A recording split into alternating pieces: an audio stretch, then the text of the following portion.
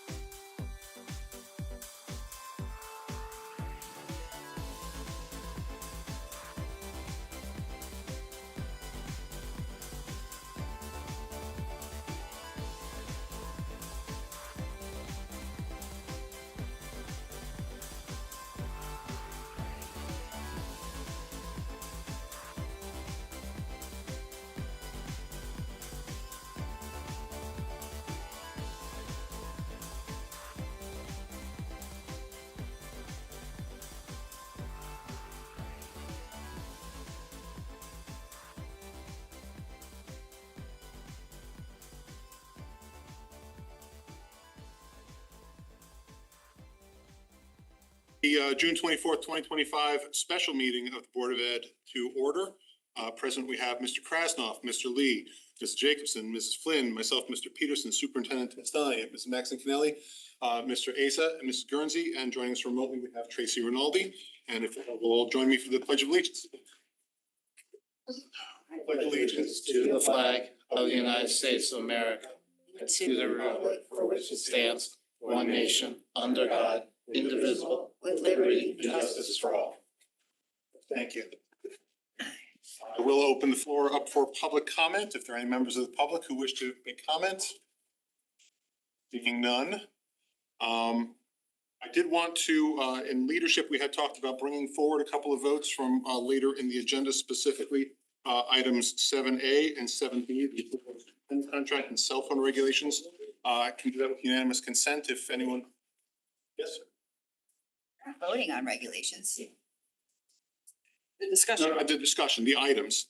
So the in items of new business 7A and 7B. So 7A, approval of superintendent's contract, 7B, discussion, cell phone regulations. I object. Okay, we have an objection. I'll make the motion to move them up.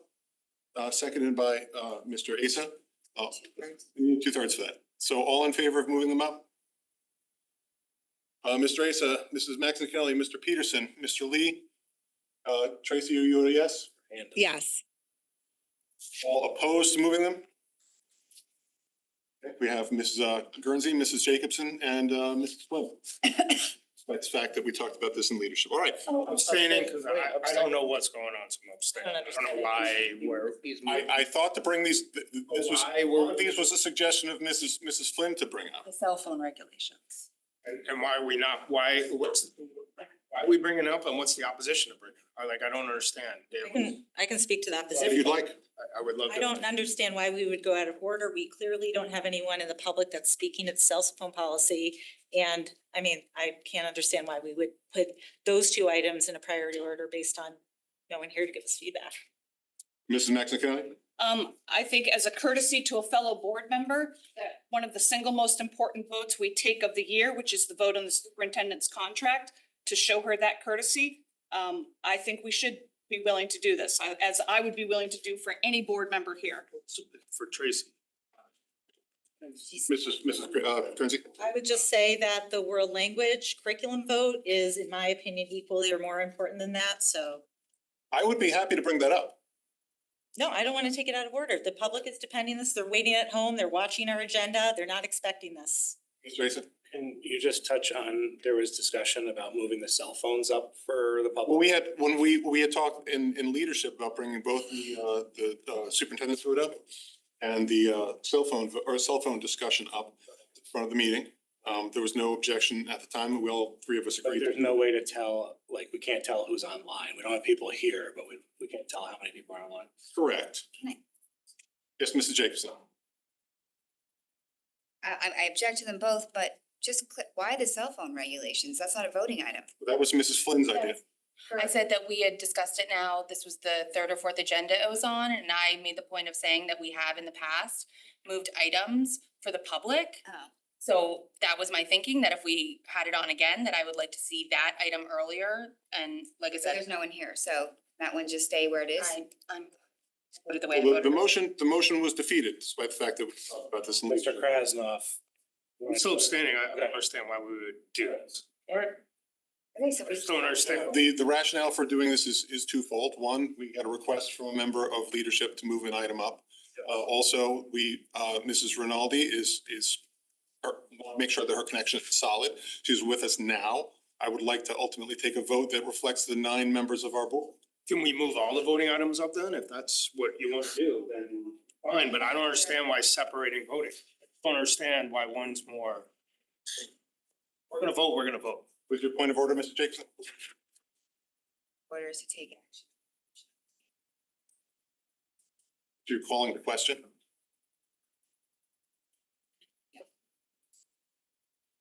I guess, does anyone need anything else? We have voted, but Mrs. Kelly?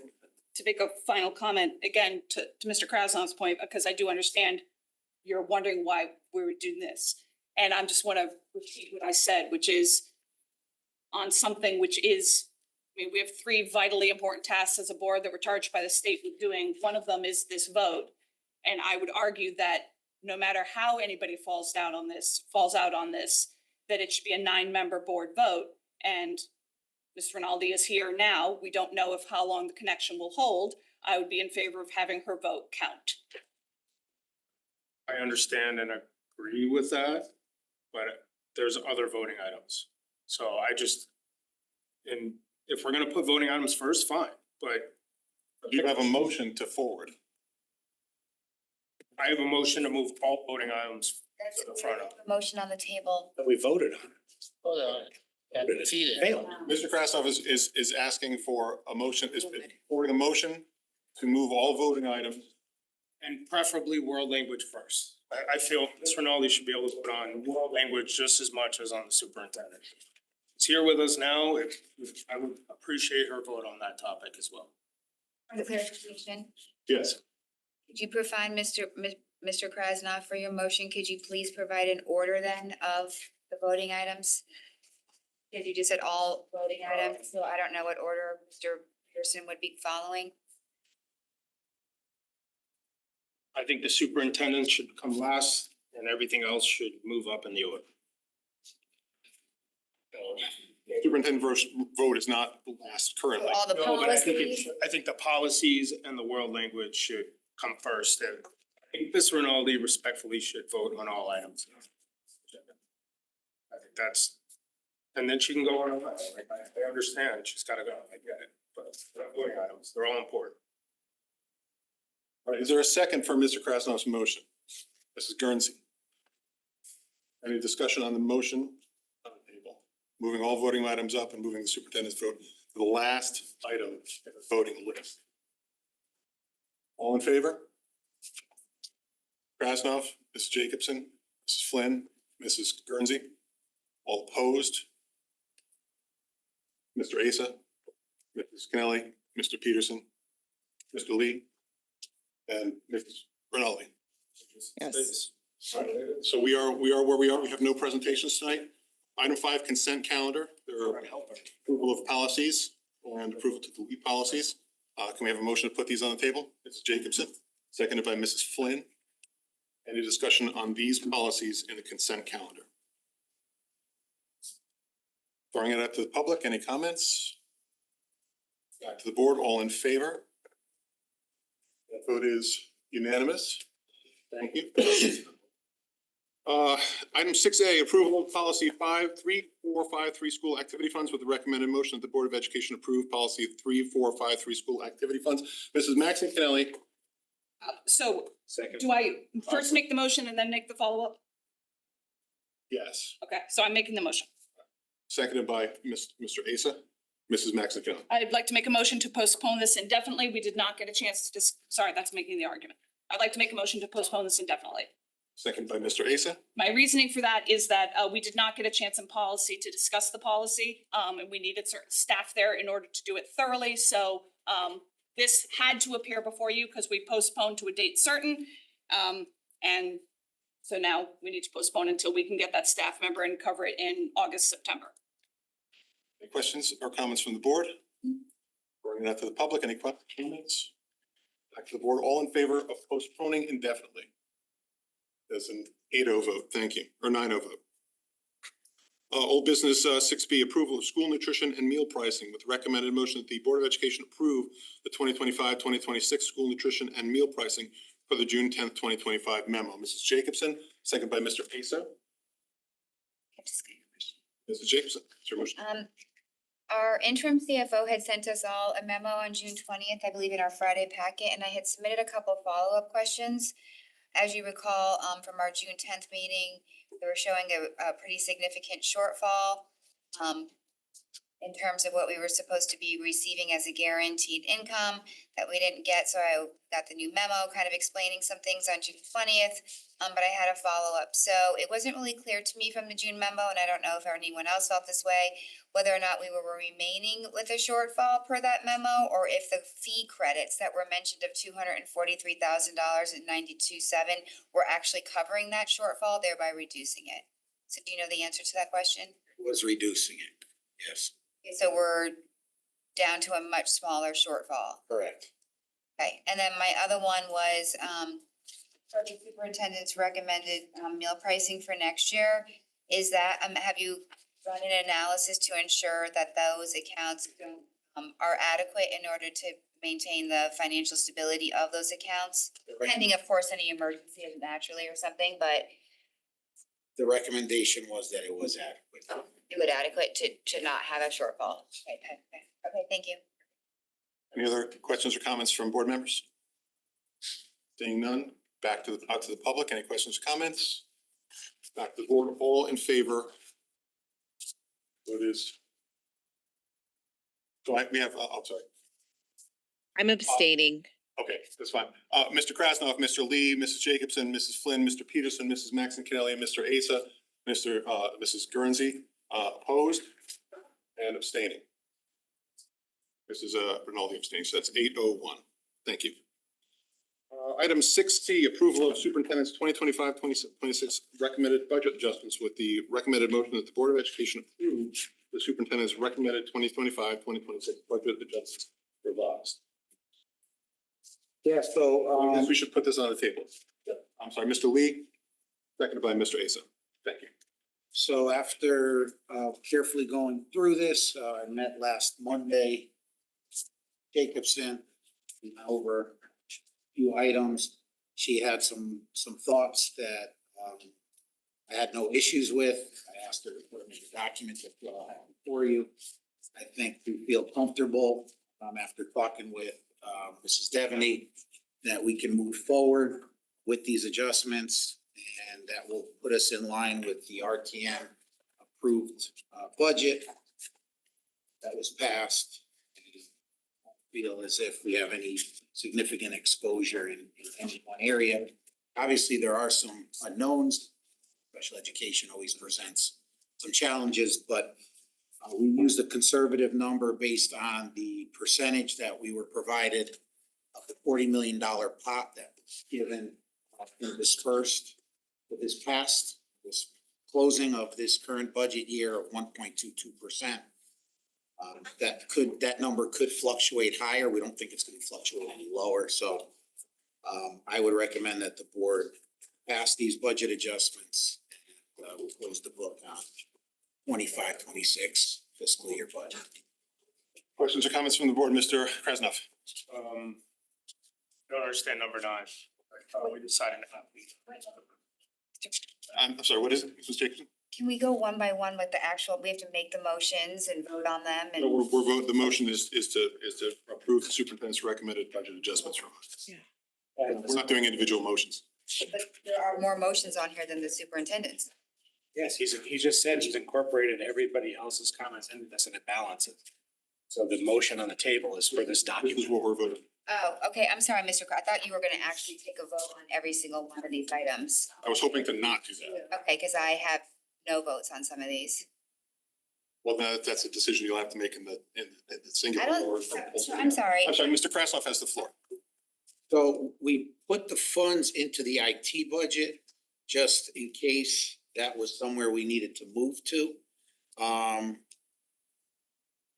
If not, it would be in the IT budget that we can utilize for other purposes, but you know, there still is some question as to if what this challenge will be in regulating,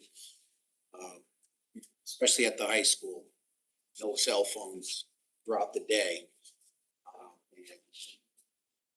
And having students put those in their pockets or put them in their bags away for the day. You confirmed that less than 1% of the students use lockers at the high schools for a variety of reasons, as you can imagine. And it's something that I don't think we're gonna be able to encourage participation in the locker system. So we just put that in the IT budget as a mechanism if that's, we decide to go down that road. I personally Yonder is not, have issues with the verbiage here. If you wanted to say for possible use for cell phone policy, fine. Putting in the notes yonder pouches to me makes up our mind that we're using yonder, and I'm not okay with that option at this point. the term yonder is just a product, is a brand name. It's not something we're even, we wouldn't be able to afford yonder with the 50. Personally, I'm a no vote just on that one item. Motion literally says yonder. Because I don't, On the table, Mr. I don't agree with paying for anything at this point. If we need it, I'd rather vote to allocate funds to something down the road with an actual action item versus funding something right now that says yonder pouches. That's my opinion. But Mr. Teston, just to be clear, if something is in a major category classification, you choose to use that for something slightly different in that major category classification, you have that. Correct. ability to do that. I understand. Are you done with your, That's the only one I have a major issue with. Mr. Jacobs? Can you explain to me what's happening? Yes, we're voting on the package of budget adjustments presented by the superintendent. But we should be able to go through each one of these and ask questions on it. If you would like to make an amendment or ask questions, you can certainly do that. Okay, so, all right, I'm gonna ask a lot. The superintendent's number 8, I have a question about transportation. Number 9. That motion is inaccurate because major category 5 is not other supplies and materials, it's transportation. So why does it say 5, 4, 15, 66?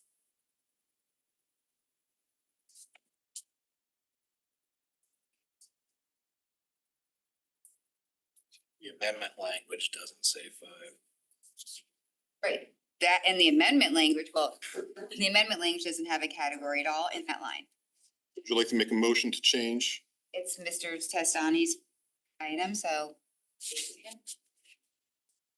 You're just saying this number is misclassified.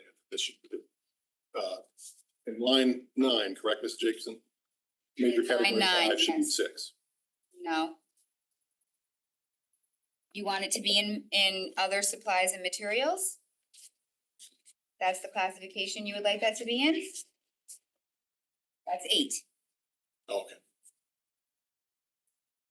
Support expenses and tech supplies.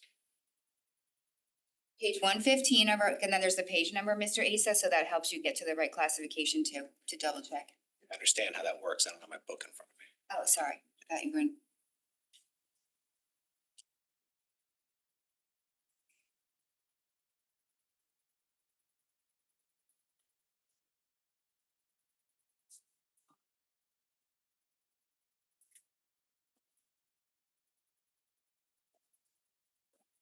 Sherry put filled in the numbers, so maybe she made an error in what page it was on. So, Anybody have their book with them? I have my book. I said it's 8. It's major classification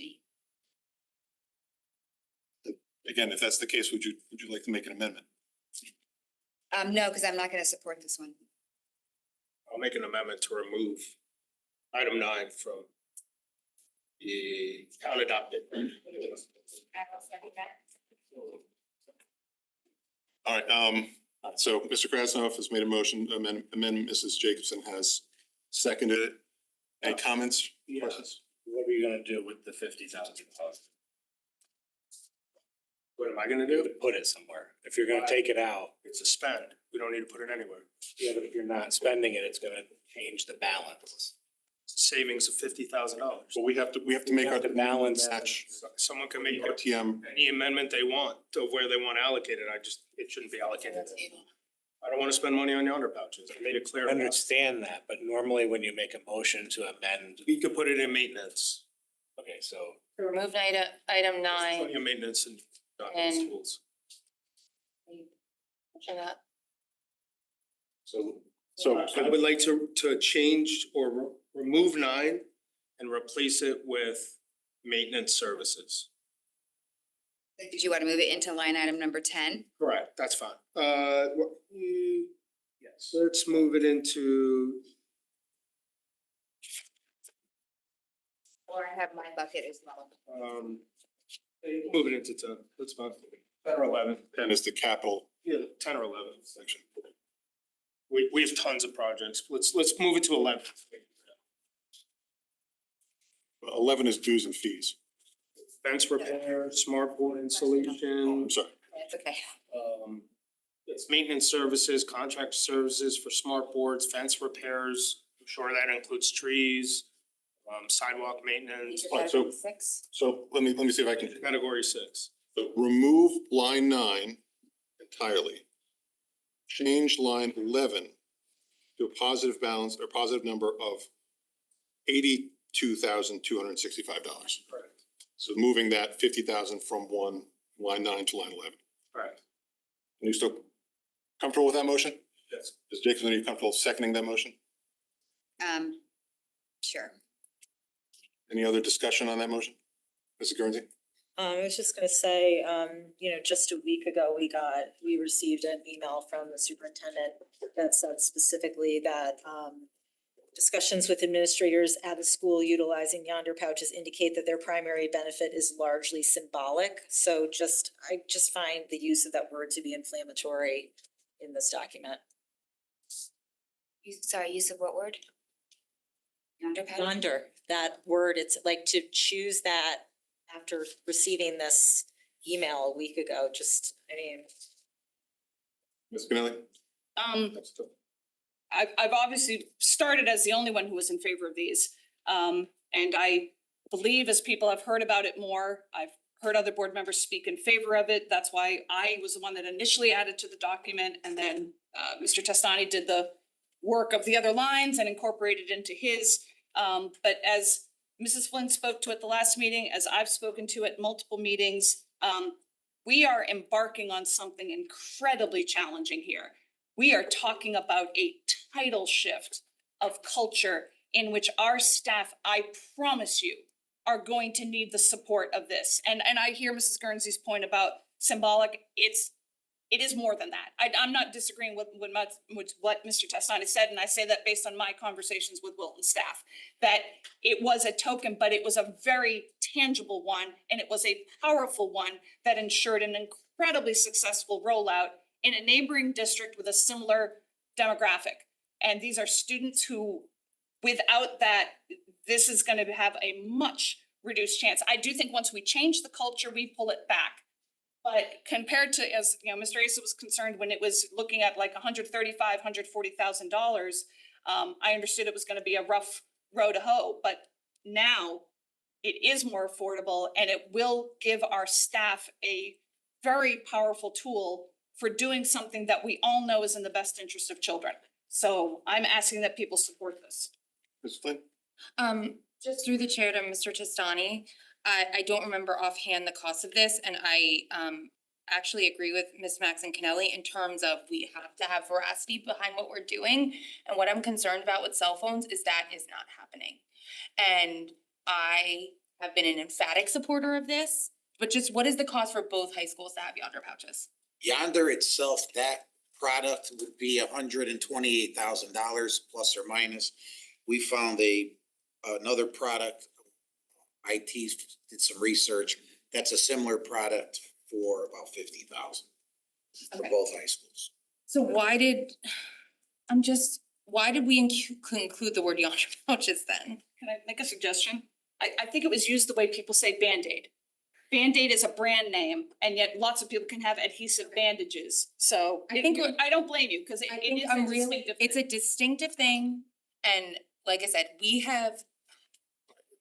I'm gonna speak about it, I've spoken about this at length. I am fully supportive of these things, but we are not getting them in a way that is planned out.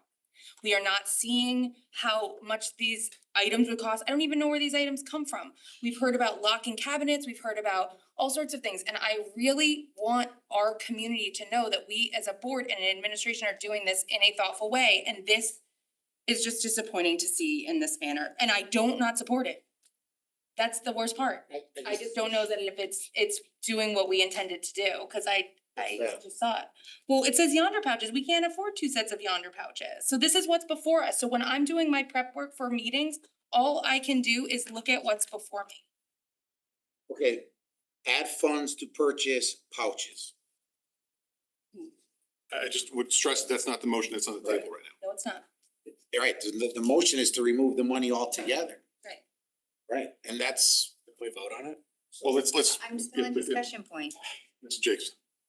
I seconded reducing this. I had explained at many meetings, that while I was in favor and in fact drafted 4 pages of the regulations, I was not in favor of going to this universal, you're all bad and we need to seize your property on school property that we're allowing you to bring. And had a conversation with the superintendent about that when we met on the budget. And he had brought up other ideas like lock boxes in dean's offices that are about $200 a piece. And then I know we're not talking about cell phones, but there is literally no consequences in those regs for high school students, but we're investing $50,000 in Yonder pouches. So, consequence. That was the edit the document that you received. okay, well, what we were given for tonight's meeting didn't have that in there. And we received an email that, that it was gonna be impossible to have staff at every ingress and outgress. So, we didn't get a presentation on this. I don't understand how this is gonna work. I don't understand how 800 students leaving a building at the same time are gonna actually get out of the building. So, could you provide us with information about that in terms of how is this going to operate at every door in our high schools? We would have to come up with a entrance and exit plan once we determine if we're gonna use these. Same We way, don't have one right now. I don't need one today, it's June 24th. We don't start school till the end of August. There's not gonna be any cost to that, For what? to an entrance and exit plan. What cost would there be? What is in that $50,000? How many pouches? Enough for the student body plus a few extra, and then whatever stations that need to open and lock them. So the stations and 2,500 pouches are for 50 grand. That was the pricing that IT received from the company that he investigated. It's closer to 3,000 pouches 3,000, you're buying 3,000. Okay, for both high schools. yeah, And similar, and we feel that we're gonna do it a little differently than Wilton did, because we keep referring to Wilton. Wilton, actually, the student takes the pouch home with them back and forth. And we don't believe that would be necessary. so what does that mean? They would You're leaving stay, them at school? they would stay in the building. So when they would leave in the morning, when they come in the morning, they would take one out of a basket, And when they leave, they would go back in the basket. Similar if you've ever been to any concert, which I have been to a couple, where I've had to put my phone in the yonder bag for the entirety of the concert, and then on the way out the door, they take it out and you throw it into the basket. Works with 10,000 people pretty simply, clearly. I don't see why it wouldn't work with 1,500. I don't know, I feel like this item also goes with the regulations, but we are cut a lot of money and a lot of staff and a lot of things this year already. We're doing more tonight. This was not an item in the proposed budget. And so I philosophically and fiscally, I just don't support it. So that's my position. Mr. Krasnoff? My reasoning behind this is, one, I don't believe we need to spend money to have our policies or regulations, I guess you would call them, enforced. There's lots of things that students are not allowed to do or bring into a building. We are not spending money to ensure that those things are not happening. It kind of goes against what we've had other discussions about in terms of metal detectors, et cetera. To me, it's not appropriate. We need the money in other places, especially in maintenance. I know stuff that's been deferred and that we push out because we don't have funds to spend on it. And I think it's irresponsible to spend money on a cell phone lockbox, pouch, whatever, when there's a sidewalk or trees or something that needs to get fixed. To me, that's more important. If we had an absorbent amount of funds that we could spend, like maybe some of these other districts have on, special cell phone lock boxes, fine. I want to be fiscally responsible. I think we can get it done. Now, in a year, if we're not able to get it done, then you want to come back to me for funds on some other option?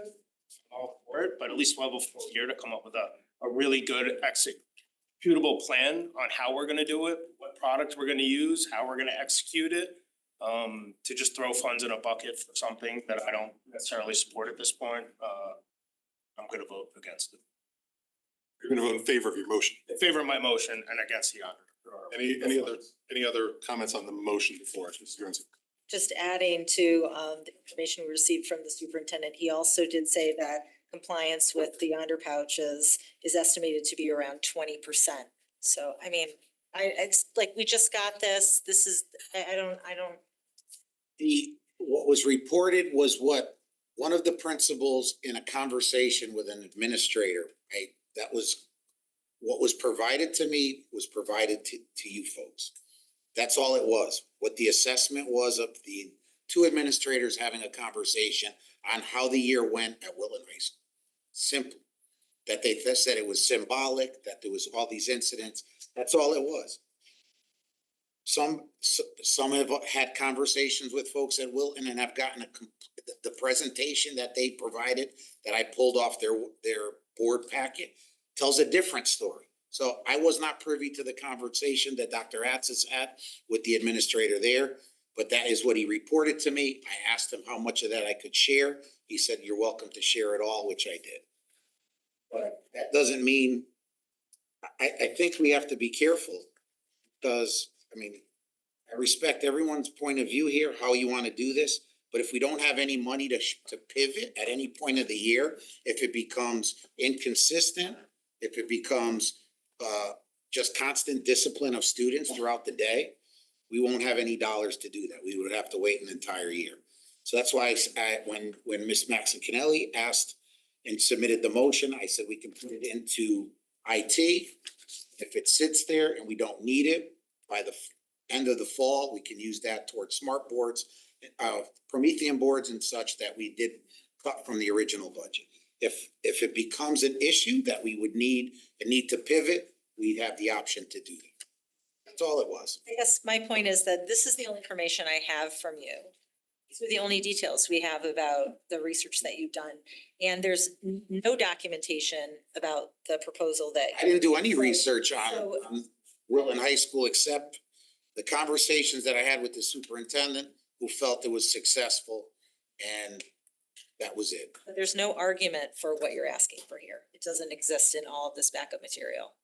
The argument is it's in the IT budget simply as a way if we need to pivot or that we have the money that's been dedicated. If the money's not there, we have no other option. We're going all year long, basically how we basically do it now, except instead of putting it in the shoe rack in the classroom, it can't be out at all. So if a kid has it out, then there'll be consequences. And I'm happy to start the year that way, but then we can't pivot out of that. We have nowhere to go if we don't have the money sitting in the budget. Does anyone else have questions about this wasn't spoken yet? Mr. Jacobson? Why is this only the high school? Why is this not, why was your pouches or whatever you're getting six through 12? Motion. Why would, because at the middle schools, we can put them in the lock. We have a locker for everybody. No. We do have a lock.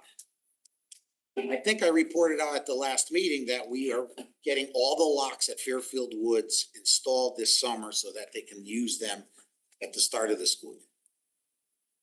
So at the middle schools, it's not an issue. I don't think we're gonna be able to get high school kids to use, that's according to the principals, that they're not gonna use the lockers. Less than 30 kids in both high schools accessed lockers this past year. I know you know. So that'd be a cosmic shift. So we have no other option unless we have start the day in homeroom, we end the day in homeroom, which could be a possibility. That would be a much cheaper option. But I'd like to see where this goes, because if it becomes problematic and we have to amp up our strategy, we don't have any dollars to do that. Or it would come from somewhere else in the IT budget. Any more comments, Mrs. Jacobson? Mr. Krasnoff? The chair to Mr. Testani, why can't you bring it to us to allocate funds to it later if you need it and explain what you need and why you need it? Done it with lots of other things. We could. Before. We could. Like I Personally, I said, prefer that approach. yep, okay. Like I said, Ms. Maxon Kennelly brought it forth. I told her that I would make the math work. Happy to do that, but if it doesn't pass, it doesn't pass. Any other questions or comments on the motion? Public? This is on the motion only to move $50,000 from one line to another. Laura Deffren, 241 Burr Street. On behalf of P-TECH Digital Wellness Committee, we've gone rounds back and forth on the necessity of the pouches, and a lot of us were opposed to it. Just by sheer, one, the cost, yes, and there are lots of other things that we need that money for. I mean, I fought against that budget cut, and effectively, I'd like to think, because of our voice collectively, we were able to get 2 million back in one fell swoop by pointing out that you can't put the Board of Ed at the bottom of the pile every single time. However, for this, I do feel strongly that at least in the high school level, these are the most effective way. Take it from the one high school teacher who is on the board and the 3 high school parents who, out of the 6 comments at the last meeting, were advocating for this. They were the ones who were for the pouches because they know how addictive it is. We all know how addictive this technology is. This is the only clear and concise way to be able to take the phone physically out of their hand, physically out of their pocket, physically, just forget about the lockers. I understand the locker dilemma. I do. But there's a solution for this. However, there is not for high school. This is the best way forward. And so I hope they will. All right, back to the board. Any? Just after that, through the chair to Mr. Testani, is there any way that we could see the information that you have gathered from IT in regards to all of these products?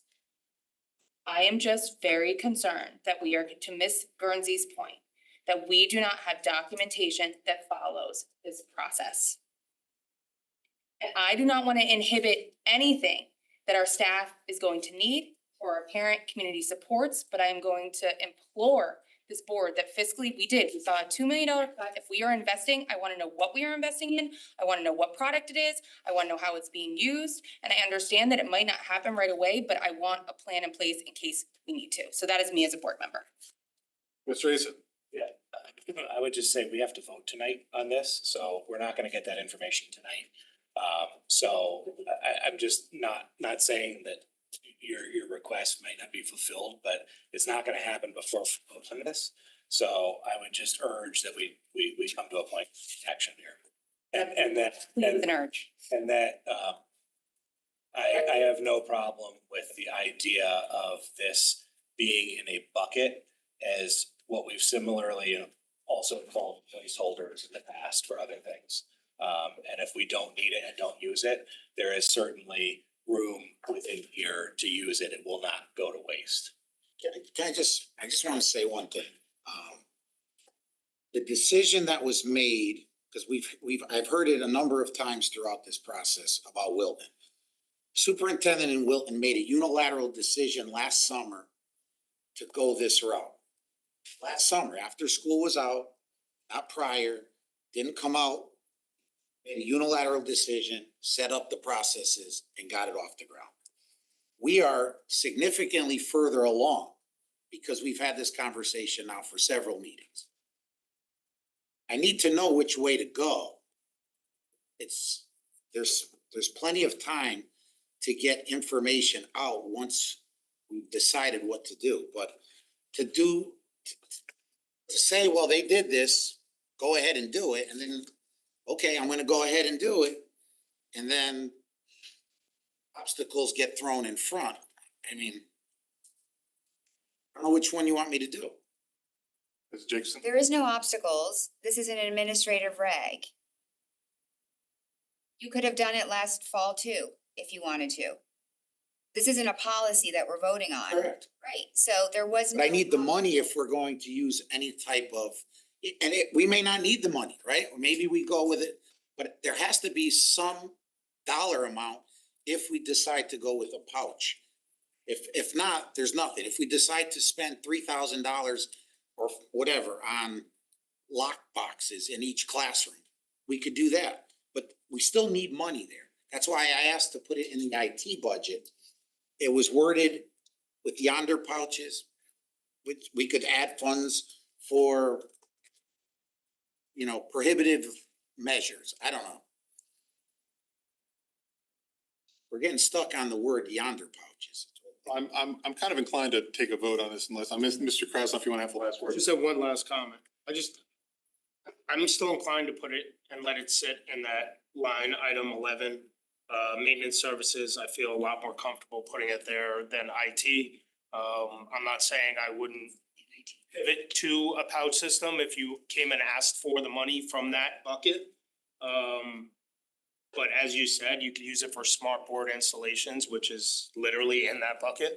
I think that's the right place to have it, and I know there's plenty of maintenance projects that could use it versus it just being spent by IT for charging stations or whatever else. That's just my opinion. So I'm gonna still hold by my amendment. We've already sent it out to the public, so I'll now put it up for a vote. All in favor of the amendment moving eliminating line 9, moving $50,000 to line 11. In favor are Mr. Krasnoff, Mrs. Jacobson, Mrs. Guernsey. All opposed? Mr. Lee, Mrs. Flynn, Mr. Peterson, Mrs. Max McKinley, Mr. Asa, and Mrs. Rinaldi. Mr. Asa, you have a Can I comment? make a motion? Yes. I'd like to make a motion for line 9. That under notes, we change and delete the word yonder. And under the proposed amendment language, we remove the word yonder. Simple. So leave the word pouches. I'm just taking the word yonder out. As a second, Mrs. Max McKinley? Yes. I don't believe this needs much discussion. I think this motion I made is simply based on the feedback here to hopefully move this along. If they don't want to not or pass, I'd like to just keep it going. Any other comments on this? Mr. Jacobson, Ms. Jacobson? Right now, the motion is to put $50,000 into transportation. Friendly change to my amendment? Just telling you. Yes. To remove the word yonder everywhere in line 9 and change major category to 8.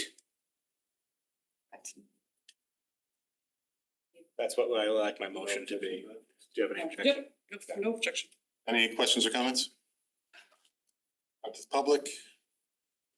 This is the same item. Understand? Am I not allowed? You can speak to the same item once in a meeting. Yeah. It's new technology. That's all I'm gonna say. Back to the board, all in favor? Mr. Lee, Mrs. Flynn, Mr. Peterson, Mrs. Max Kelly, Mr. Asa, Mrs. Rinaldi, all opposed, Mr. Krasnoff, Mrs. Jacobson, Mrs. Guernsey. So that motion passes. Mr. Guernsey? I just have a question. I'm not sure where it falls in this, but I've been thinking more about the budget adjustments, and today I went into the budget questions from this year around, one of the questions that I asked was around the gifted, the FTE required for gifted. And I had asked, I said it's my understanding that the FTE required to replicate the proposed elementary program in every school would far surpass the transportation costs, and that the program itself would be enhanced by bringing together students from various schools. Can you please confirm these assumptions? And then Dr. Zavajanzik answered yes, to offer the program in each elementary school from September through June, grade 3 through 5, more gifted teachers would need to be hired. We currently have 2.0 for 11 schools. We anticipate that an additional 3.0 FTE would need to be hired. This would cost approximately $351,000 for elementary. A model with the students remaining at their elementary school would not be effective given the number of students identified in each building by grade level. So, I mean, the 2 points that he's making sort of argue against what you're doing now, and I also don't understand how we're able to launch this program with only one additional teacher instead of two. Can you just explain how the answer then doesn't apply now? Like what happened? I went back and looked at this because They just wanted to know what question it was. 17. It's question A9. Oh, wait. No, on the Document that we have a motion on. I mean, maybe it's like personnel. I mean, 17. It's number 7. I'm sorry, 17. Yes, it's the gifted. It's my- I was looking for the reference for Yeah, the I'm motion sorry. we're actually working on. Well, I mean, but it's kind of, I actually was thinking of it in terms of the personnel adjustment because I could make it there. I mean, that's why I said personnel. So I just want to understand, I mean, are we funding this program? Because we were told in January that in fact we would need 3 FTE. Now we only need 1 additional one. And we were also told that it wouldn't be effective given the number of students. So like what changed? That's all. What changed? Help me So- understand that. I had a better idea after January, after several conversations and looking at it more closely after the curriculum passed. And by utilizing current staffing and adding one additional staff, we are able to, and hearing from what we heard about being connected to students throughout the day, by utilizing the STEAM teachers and the gifted pool, we now have an allocated staff member for every building that will do STEAM and gifted. So is it the understanding that the same amount of time that was indicated towards each program, both STEAM and gifted, will remain as planned, or are we reducing the time? So this total staff, so you're gaining 2 full FTE just by using the STEAM teachers? By using the STEAM teachers, by the number of sections of STEAM that have to be offered and the gifted, with 10 teachers in elementary school, we're able to cover all the buildings adequately, more than adequate. Wow, it's impressive. Thank you.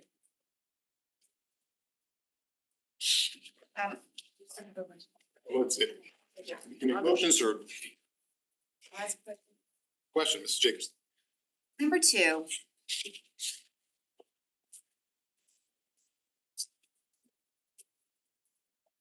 Can you explain, again, this is a reminder for the public. Originally, there was 4.8 in the budget of FTE reduced in the original superintendent's budget. Then the board cut another 6 and there's been reallocation movement of that.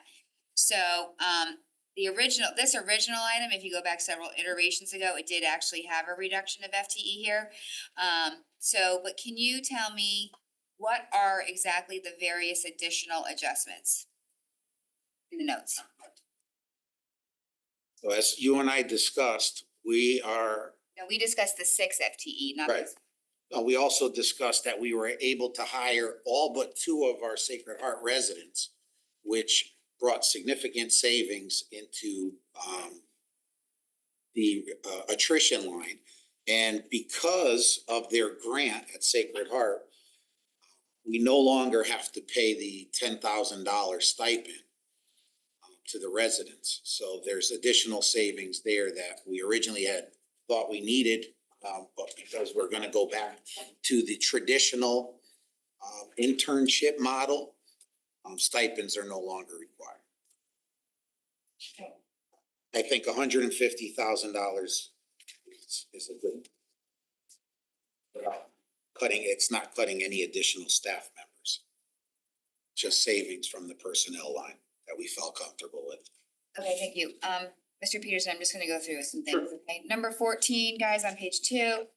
I just want to explain that number to everyone a little bit. I had an original number of much higher, more, in fact, it was the 464 and change that we got this year. So this is about $200,000 less in revenue than what I had originally thought to propose. But I met with the superintendent, and as we know with excess cost, it's really about the percentage of reimbursement, and as Mr. Testani explained, this is where they felt more comfortable in being extremely cautious with this number. So just wanted to make sure everyone is aware that it could be higher, but we didn't go there. We did include the DESA. The other item, I have technical edits in here, just want to make sure everyone saw those.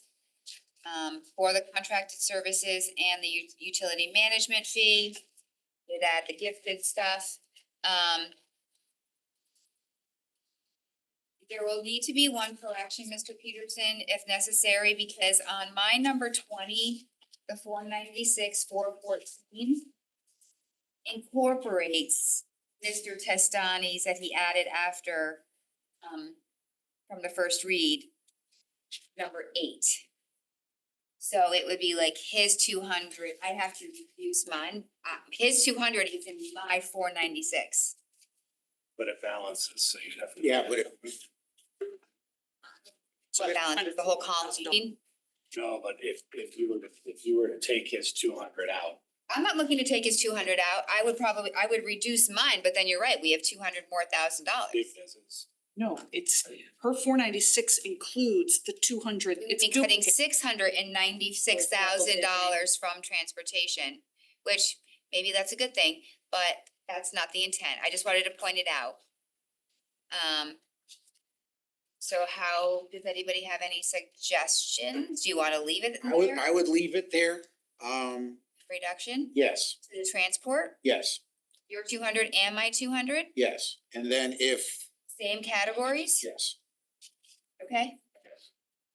Well, what you wanted. Okay, yes.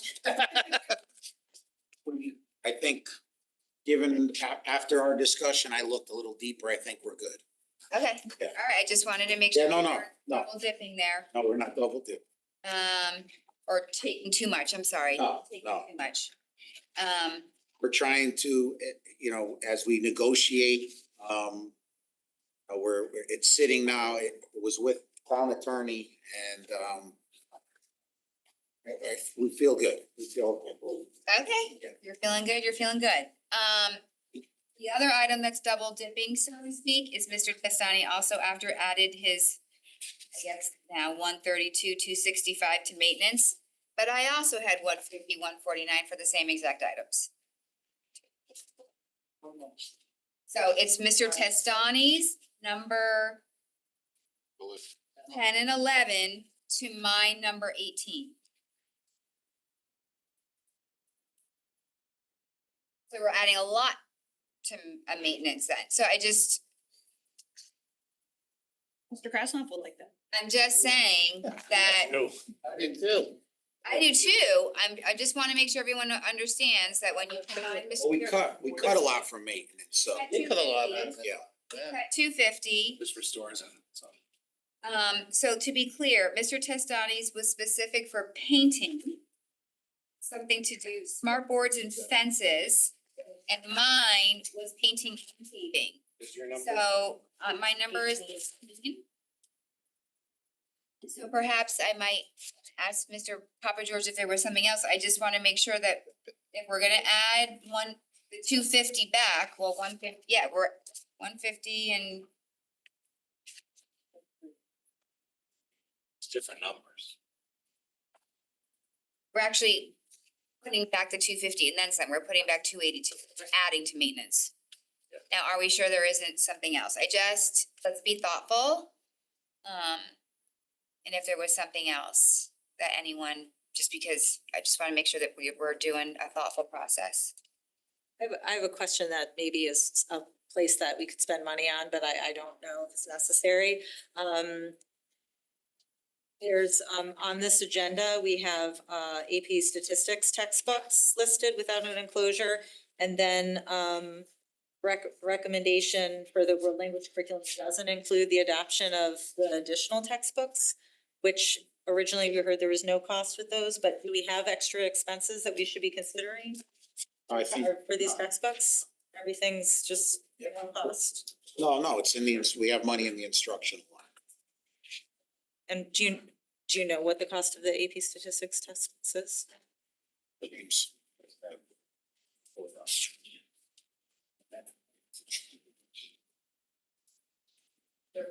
176.98 each. I don't know how many. I think it might have been in the packet. So it says on the memo. Yeah. So 176.98 times 50 Times copies 50. is 88.49, 8,840. For next year? I mean, I don't.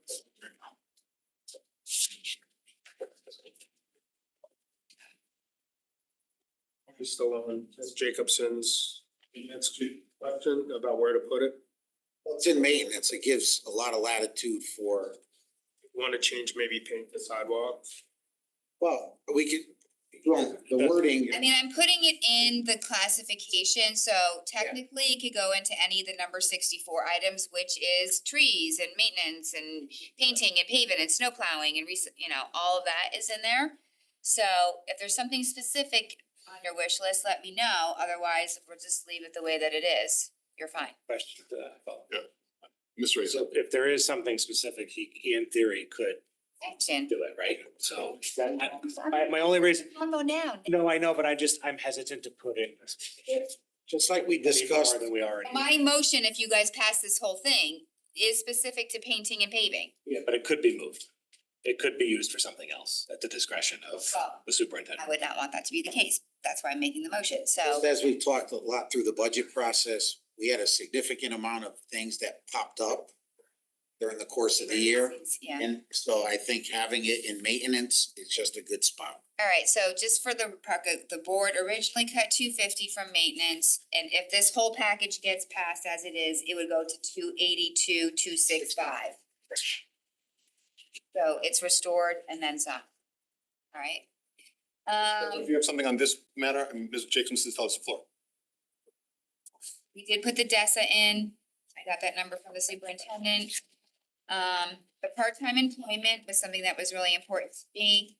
Mr. Testani had originally cut substitutes, but after talking, I provided you guys with the explanation here. This is a very, very unknown issue for us. It's 250,000.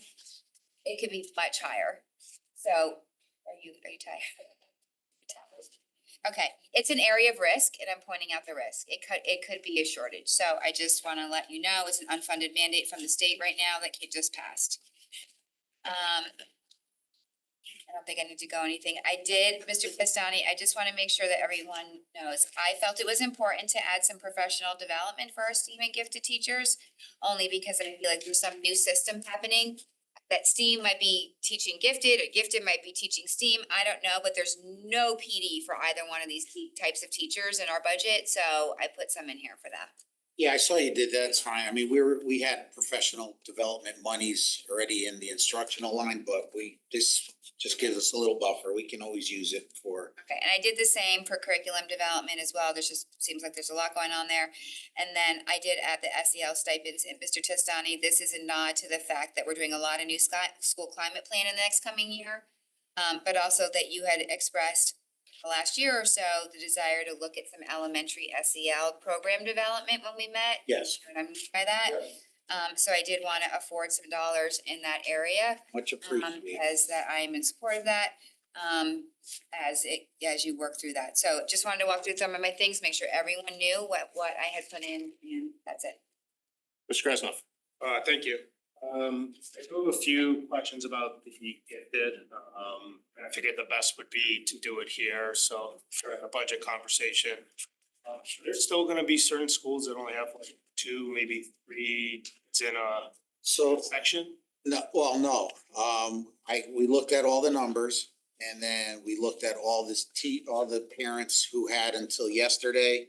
Some came in actually a little bit late today, who wanted to have their child reviewed. As you're aware of the process, if they fell a little bit below the line. So those are being looked at. And that will also increase some numbers as well, so. I mean, like the existing ones, cause I know some existing ones only have 2 or 3. Does it make sense to put some money in the transportation just in case you wanna go like 2 close schools together, whether it's like Mill Hill and Dwight or Stratfield and Jennings, or any schools that are like a mile apart that maybe you wanna move 5 kids somewhere where it makes more sense to have a class? I'd rather spend that money than hire an FTE on a 1 mile drive. Personally, I just think it's more efficient to have a bigger class, versus trying to teach 2 kids for 3 hours. That's a long class for 2 gifted kids to have. Yeah, I mean, those were the existing, that didn't take into consideration the new kids. So I think we're gonna have some phase out of the kids that were currently in 4th and 5th grade, while 5th is moving on, 3rd and 4th. I mean, they're gonna double up, I'm sure, a little bit as well. We also talked a little bit about how we can bring in some kids that maybe didn't get in the past, that could have been looked at a little more closely and be part of gifted as well. Because we did have parents that did request reviews, and maybe we weren't as liberal in allowing those students to participate. So that's something we've talked about as well.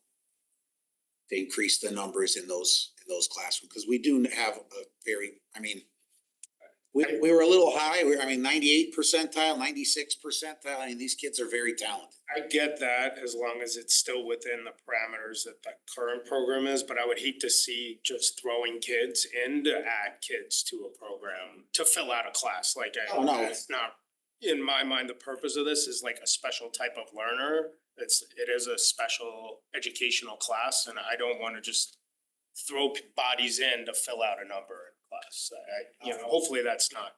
That's not the case at all. Like I said, whether it's the 98th percentile or the 96th percentile, I think we're splitting hairs there. So you still rather keep the FTE than even look at busing? But we have to keep the FTE regardless, and I rather invest in teachers than But you're adding a full FTE. Right.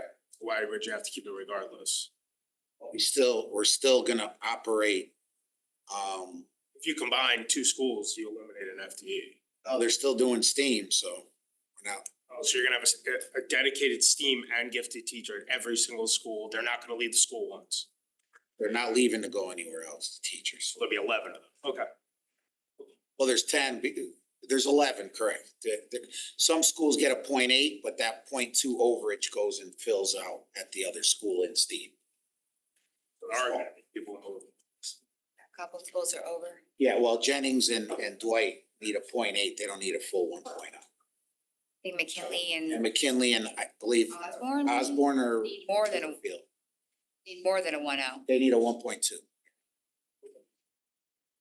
Mrs. Guernsey. I spoke to this last time, but I just wanted to have you confirm, if you could, that the standards that we have across all our elementary schools would stay the same, and that we wouldn't have different criteria for schools that have like a smaller number and that we would be lowering our standards to. And we looked at,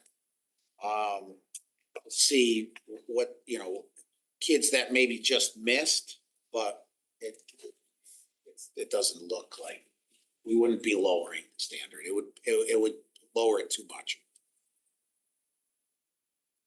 Any more questions? Mrs. Jacobson? I don't, I just have a couple of technical corrections, I'm sorry. Number 10. Major category 6, major category 6 is tuition. It should be major category 9, so I'll just make, I'm gonna make a motion to change. Adjustment number 10, a motion on the far right column, from major category 6 to major category 9. Seconded. And number 11? They're both It is the there, same. it's both, it's number 10 and 11, if you want me to do them, if you want me to do them both. We can do one motion, that's fine. Alright, I will move to change item number 10 and 11, major category from 6 to 9. Second. Any discussions on this? Public? Thank you, board, all in favor? That's a 9-0, thank you. Are there any more comments or amendments to this? We are back at the number that we were at. Motion is amended, right? Motion is amended. So I'll ready to take a vote, out to the public. If there's any questions or comments on budget adjustments? Bringing it back to the board, all in favor of superintendent's budget adjustments adjusted? Mr. Lee, Mrs. Flynn, Mr. Peterson, Mrs. McAnally, Mr. Asa, and Mrs. Rinaldi, all opposed. Mr. Krasnoff, Mrs. Jacobson, Mrs. Guernsey, motion passes 6-3. Thank you very much. Buried my agenda here, moving on. Closure, 6D, approval of world language curriculum. The recommended motion that the Board of Education approve the world language curriculum as presented on 5/27/2025. Can I have a motion? Mr. Asa, seconded by Mr. Lee. No, Mrs. Jacobson had given us a bunch of amendments. Does anyone have other amendments to make other than Mrs. Jacobson just vote? Thank you. Mrs. Jacobson, would you like to make some amendments? Yes, I would. Thank you, Mr. Peterson. And just for the sake of the public, this is Mrs. Jacobson, yesterday afternoon sent out a 4-page document with 5 proposed amendments and rationale for those. She'll consider them now, or she'll list them now. It'll take me a minute to read amendment number 1 for the record, so, I'm happy to waive the reading unless you would like to not waive the reading. I'm just gonna move, no, I'll read it because how else am I gonna do it? Was it posted with the backup? Just as a handout. And not as an enclosure. I haven't. It's posted. It's posted, but it doesn't have an enclosure number, so I couldn't like just reference it. So, all right, amendment number 1, that the Board of Education approve the grade 3 to 12 world language curriculum per the May 27, 2025 Board of Education meeting inclusive of the curriculum implementation timeline contained in enclosure 1A. Except that 1, for the 2025-2026 school year commencing July 1, 2025, and each year thereafter, all world language courses shall A, have the elective grade point average weight and numerical value assigned to final grades as published in the 2025-2026 Program of Studies dated January 2025, in accordance with policy number 6146.11 weighted grades, published on the Fairfield Public Schools website as of May 27, 2025, and he shall afford for middle school students in grades 7 to 8 to earn high school credit in Spanish 1, 2, and 2, French 1 and 2, as published in the 25-26 Program of Studies dated January 25, as well as any grade 6 student who may be placed in a higher level world language course. And number 2, no grade point average weight nor the numerical assigned value final grades will change for any world language course in the school year commencing July 1, 2025, and thereafter from when it was published in the 25-26 Program of Studies as of January, unless the Board of Education approves a change in the weighted graded system, January 2025, unless the Board of Education approves a change in the weighted graded system in accordance with the weighted graded system process Found in policy 6146.11 weighted grades, except that ASL 3H may be changed from the current elective GP weight to the proposed honors weight. New course ASL 4H as proposed is unaffected by this amendment. Sorry, that was very, very long. I provide. Second. Oh, sorry. Flynn seconds. Sorry, Mr. Peterson. Sorry, that was very long. It's the longest one. I provided a lot of rationale in the backup, which I am not going to read it to the record. It's posted in its handout, but essentially what this is doing is complying with our own policy, that our students are notified of what they are going to be given when they register and through the program of studies, which is a legal annual notice to our kids. So this doesn't change the courses in the terms of their titles. It just locks in what they were told for the 25-26 school year. And then therefore allows for the administration, should they wish to come forward and change anything after that school year, per the policy. And that's basically the long wit of it, but the two main points is, not changing what students were told and our policy that assures that they are told what they need to do when they get their program of study. So I provided all the detail, that's amendment. Just for the sake of the public, this is available in the handouts, enclosure handouts folder under World Language Curriculum Amendments, Jennifer Jacobson PDF. Thank you. Thank you. Any questions or comments? Mrs. Jacobson or Mrs. Guernsey? I wanted to thank Mrs. Jacobson for the work that went into this document. Clearly, I've had some issues with the just in the grade weighting, and I feel that it was really unfair to do to our students to bait and switch them. I signed up for this, but I'm actually getting a different credit. Of course, that goes against our policy, so I'll be supporting this and just wanted to, again, all the effort that you put into writing this, appreciated. Any other questions or comments? Go ahead. Mrs. Flynn? I won't belabor too much. I spoke about this at our last meeting. I will also be supporting it. I think it's really important for our students and our families to have confidence in documents that come before them, and I want to ensure them that what they signed up for is what they get. Just, can I ask a point of clarification, Mr. Peterson? Yes. Is it possible for the board to vote against its own policy? Is it possible for the board to vote? Board can vote however it wants. In violation, it cannot vote in violation of its own policies. I think that there are multiple interpretations of some of our policies. Okay, so just for the record, I just want to say when a board votes in violation of its policies, any action that's taken is null and void. So I just want to put that out there. Any other questions or comments? Mr. Hayes? Is the purpose of this to make, I guess I'm a little confused in perpetuity, like because Mr. Sassani said at the last meeting that next year that what was printed in the program of studies will count that way. And the weighting is normally done by the administration, not the board. No. So well, yes, No, we vote on it.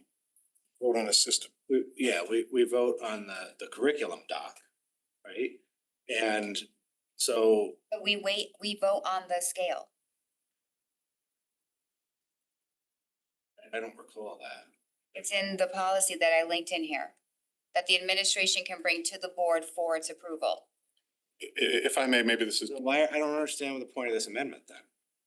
Because what is presented to us for next year would be changing some of the classes when our students already got their annual notification of what they would be counting. But in the last meeting, they clarified and said that it would be fixed. What would be fixed? The naming and the weighting that would coincide with what was listed in the program. I'm making the motion to do that, to make sure that that is what happens. I guess I'm confused as why we need to do. Mr. Hayes will tell us for whenever he's done. I don't quite understand the relevance of. Mr. Flynn? Just to follow up, when we had discussed this with Mr. Testani, he said that the best way to do this procedurally was to do it through an amendment process. So that was our belief that was how to do it. Yeah, right, the amendment to take college prep off of the. Yeah, take the Right. elective weighting. But not all of this. That was, we discussed changing names at the June 10th. Yeah. Mrs. Mexican. Just for everyone's clear who doesn't know the policy as well. What the board votes on as policy is the chart. How will AP be weighted? How will honors be weighted? How will elective be weighted? Noting, of course, that we do not define elective, and then how CP is weighted. We do not, as a board, vote on what each specific course will be. Now, I think there is a common understanding, but if something were to be changed, because that is the prerogative of staff, but again, it's not going to happen to next year. Mr. Testani spoke very definitively to that. But it is not within the board purview to weigh in on this. We don't have a bylaw that dictates that is a board action. There is not a policy for that we determine the weight of an individual course. We would determine if a course is honors and then that it fits into our chart. But the part that is board policy is the overall chart. AP courses count as this, honors count as this. So just to clarify the role of policy. And then secondly, part B, where we have been told explicitly, for example, that Spanish 1 and French 1, as offered in the middle school, are not high school caliber courses, makes this a non-starter for me anyway. Mrs. Jacobson. To be clear, I didn't make up this language. I took this language from our existing documents that our students were given. So that is where the language, I didn't make up this language. That is what it says in the program of studies. Which part? The part B, that is a direct quote. Middle school students that in grades 7 to 8 to earn high school credits in Spanish 1, Spanish 2, French 1, and French 2. That is directly from the program of studies. So again, the connection Whole paragraph. no, just that part. Middle school students in grades 7 to 8 can earn, which I provided for you in the rationale. The bottom line is, cannot change. We do determine what credits are worth by putting an H after it, or an AP after it, or in this case, a CP after it. That is how you are voted. So to say that we don't vote on what courses count are is just factually not true. We do. And all I'm trying to do is protect kids for next year. And it is unfortunate that it was done this way. And protect this board because we have a policy that says kids get told in January. It is June. It is too late. That's it. And if next year there wants to be a change, then that can happen. But it cannot happen for next year. Any other questions or comments? Putting this out to the public. Back to the board, all in favor? Oh, Right after 241, I have an eighth grader, rising eighth grader right now. She did take Spanish 1 with the understanding, right, that next year she would be able to take the next course, and then that would count, right? So you're building a foundation starting in 6th or 7th grade, and then 8th. When you get to high school, that you've got that. To take it back, I understand. This is a very confusing conversation. I know it's confusing. I've had it explained to me multiple times and I still found it confusing, but I think it's pretty clear in this language, specifically in B, why it needs to be like this. As to what the board votes on and how and why in the chart, I can't comment on that, but I can say that it doesn't seem fair to change things in January when they're going into something, believing that they're gonna be getting, X number of points for a class. thank you. Back to the board, any further comments? Ms. Raisen? Yeah, I understand what's being said. I don't see why passing this curriculum document as is with the assurances that we've been given is a bad thing. It sounds to me like everything what's being said is going to happen. So that's it. Well, with that, all in favor of the amendment Mr. Krasnoff, Mrs. Jacobson, Mrs. Flynn, Mrs. Guernsey, all opposed. Mr. Lee, Mr. Peterson, Mrs. Maxinelli, Mrs. Rinaldi, and Mr. Aseth. So amendment one fails 4-5. Okay, Make an amendment to that amendment. That amendment is failed. Well, a new amendment in place of that amendment for the same Do you have a topic. printout of it? can I just go through my amendments and then you can add on another amendment if you want? Amendment number 2, that a level 6 honors course offering in both Spanish and French shall be created and presented to the board for its consideration of approval honor by the 4th Tuesday in the month of October in the year preceding the school year when that would be implemented, as written in my motion in the handout. I provided some handout, some information on this and ran some data. Pardon? Need a second. Sorry, Guernsey. Mr. Easton. Second. I provided a bunch of rationale on this, and it was explained to us that typically if level 5 honors would be going into AP. But in looking at and running a lot of the data that we were given in the backup on course requests and then also the actual enrollments, it didn't seem to fly that way. And I'm not gonna read through all this, Mr. Peterson, but I provided some data that there's a significant difference from students going into 6 versus AP. So with the AP being less, actually. So this is just an amendment to have at least a couple of years, because this isn't going to be implemented for a while, or whenever. I didn't even put a year on this one, to consider a level 6 honors course based on the data that we were provided. So that's what I did. Any other board member comments, questions? Mrs. Guernsey? Support this amendment. I definitely see the need for the level 6 honors course. And I think this allows adequate amount of time to build it. And I think that your rationale is very strong for it. Mr. Krasnoff? I also support this. It's the opposite argument of why some people I feel are saying Spanish 1 should be a CP course. This is a level 6 course. It should be an honors or an AP course. Anyone else? Mrs. Maxinelli?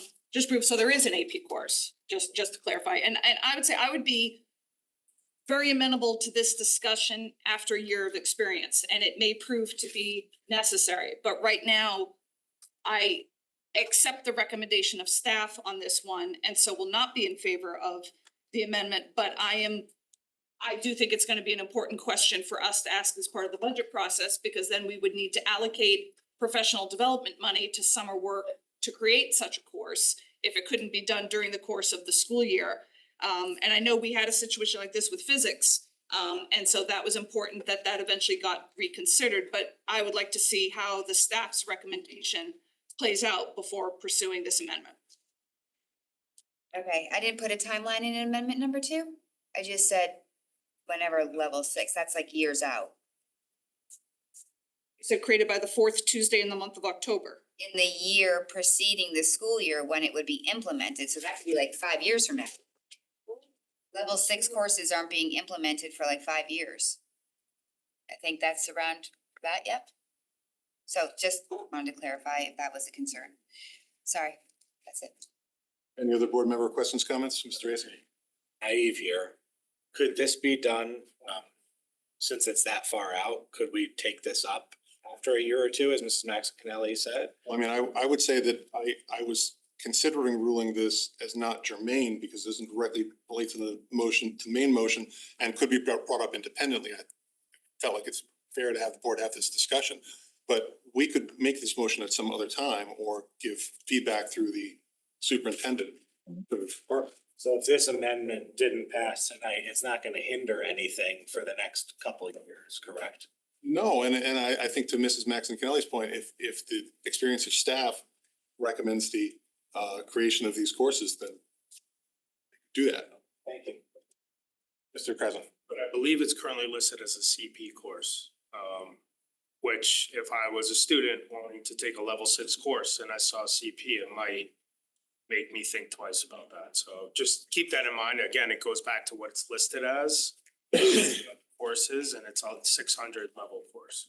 Mrs. Maximilian? But just as a reminder that we have a new CP level at 3, 4, and 5. So actually, it's an outstanding new option for these students that if they're in the comfort level, but they're enjoying their study of the language, they can keep going at the level at which they're comfortable, at which is the appropriate level of rigor for them. So it's actually continuing a sequence in that way. Okay, just, Mrs. Jacobson? can I follow up on your thing? We're in world language curriculum now. We don't do curriculums for 10-year periods. So isn't staff moving on to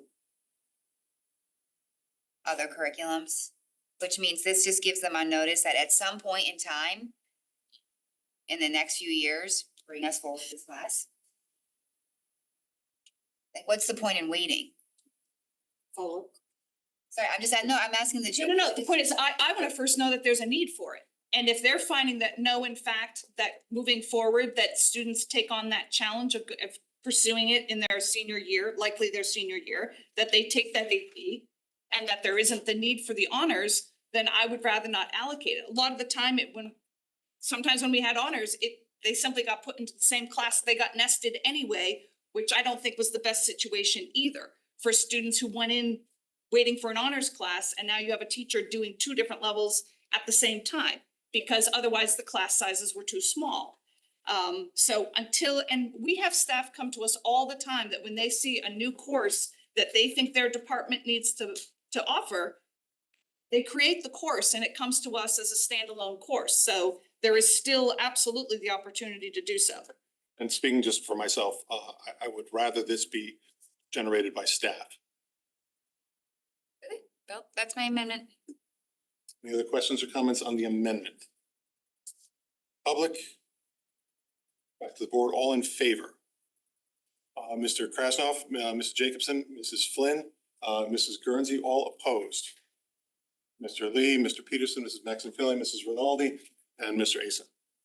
The next one is that a kindergarten through 2nd grade curriculum in world language be developed and presented to the board for its consideration of approval on or by October 27, 2026, such that it be considered for budget considerations and implementation in the school year commencing July 1, 2027. Again, Second by Mrs. Flynn. Again, this was for several reasons for me. We have implemented a new board input policy on curriculum, and literally the only input that was put on that sheet, literally to add K2.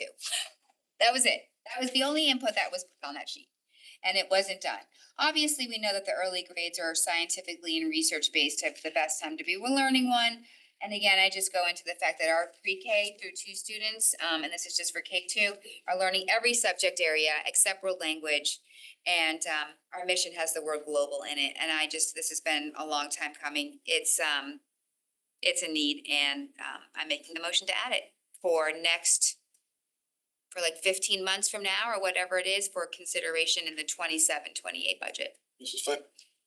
Thank you for this amendment. I will be supporting it. I was one of the members that put input. I also have had a rather large amount of parent and email response to this one topic of world language more than anything kind of else.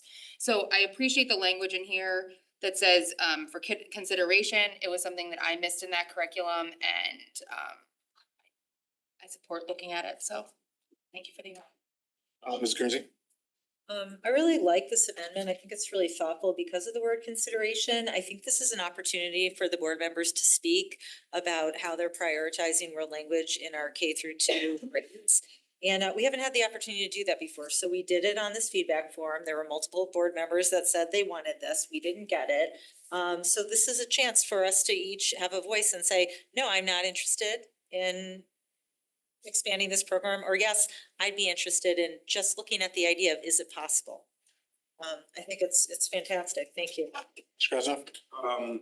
I like the amendment. I do have some reservations after talking through everything in the curriculum committee, all the hurdles that we would need to get over to be able to accomplish this.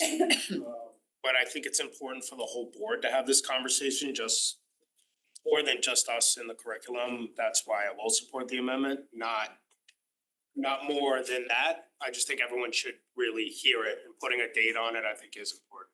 Mr. Eason. Yeah, so just to, I guess to the question, I mean, you mentioned hurdles, Mr. Krasnoff, through the chair to Mr. Krasnoff, mentioned hurdles and whatnot. So I guess my question would be, to staff. So I understand the thrust behind this, but it's instructing them to develop a curriculum that we're then gonna talk about, which I understand, but I guess I'm curious as how much work is involved in that for us to have a discussion and then, you know, ultimately go further. And is that something that is really feasible at this point in time and a suggestion of the department? I think it's more them being able to tell us what we would need, what the cost would be, how we would have to change the schedule, which would probably have to be affected. There's a lot of moving pieces. This is saying- before we even get to the. Let's develop a course. To develop a curriculum, so that's more than what that, so the wording in here has me a little concerned that we're actually fully developing a curriculum. I'm not opposed to the conversation, but I don't necessarily know that I want them to go through all of that before we have an initial conversation. Mrs. Mexicali. Yeah, it's a little disingenuous for us not to acknowledge that all 9 of us knew in January that this didn't happen. All 9 of us, because that would have had considerable budget implications. And no one in January advocated to add money to the budget to support this. And I don't think, we're voting on the world language curriculum tonight. This doesn't even quite feel like, this is not amending the world language curriculum, which is the motion that is before us. So this is like tacking a rider on to something that's a completely different topic. And I've had the conversation about K through 2, and we know we need a discussion about the elementary school schedule. And we know how jam-packed it is already, and we all have our things we want them doing more of. And I can't support an amendment which one genuinely does not involve, it does not belong being attached to our approval or not of the world language curriculum. And again, this was not a surprise that we didn't get this. We knew in January. Mrs. Flynn. I appreciate that point. I would just say for me as a board member in January, that was the first time as a board, we got a preemptive cut. That we knew going into our discussions what we were looking at. So the idea of adding things at that point was, we had heard from other town bodies a preemptive cut to our budget. That's what well, this was the first time that they met and were like, you need to get this number down. Can I just add something? Yeah. Because if we're gonna do this, this impacts everything else. No, first of all, I'm not saying you need to do anything. I'm just saying to Ms. Max, I was No, responding. I'm just. That I appreciate that and I think, but to go, it's a little bit of like looking back at a different budget process. I think we're all looking back at that budget process a little differently. I wasn't gonna attack anything on at that moment. We were looking down. I'm just speaking for myself at that point. I was never gonna tack something on like that, but I take your point. I think the elementary schedule is all tied into it. I think this is a good way to look at a possibility of getting some considerations of it. Sorry. Mrs. Mexicali. Yeah, no, just to respond, but I just want to be clear that when the motion was made for this amendment, part of the language was about, well, we asked for it and we didn't get it and now we want it. And that's not exactly an honest portrayal of what happened. Some people may have asked for it, but we knew we didn't get it. So, but again, regardless, I don't think this belongs on an approval vote for the world language curriculum. Jacobson. Hi. Mr. Racer, I appreciate your point on that, in terms of it to be a discussion item, and that's meant to be, like, I wouldn't presume that you would approve it, that's why, just to clarify that language. But Fairfield has had this on its list at least for over a decade of doing K2 world language. It was in the district improvement plan under Dr. Title. So the idea that that's gonna happen, if just respectfully, it's not. So I'm just standing up for the fact that we don't have it, and I'm so, literally, districts all around us have K2 world language. It's not a heavy lift, you know? I mean, it's not unusual, it's not atypical, we just don't have it, so. Mr. Krasnoff.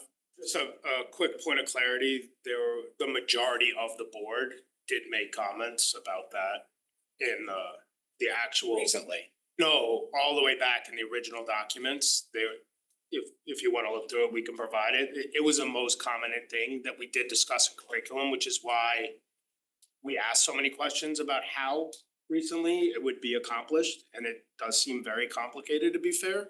But it was the majority of people did have that comment way back in January, so it's not a new thing. I just wanna. That said, I would clarify that like the clearest way we speak is in our vote. Exactly. Tracy?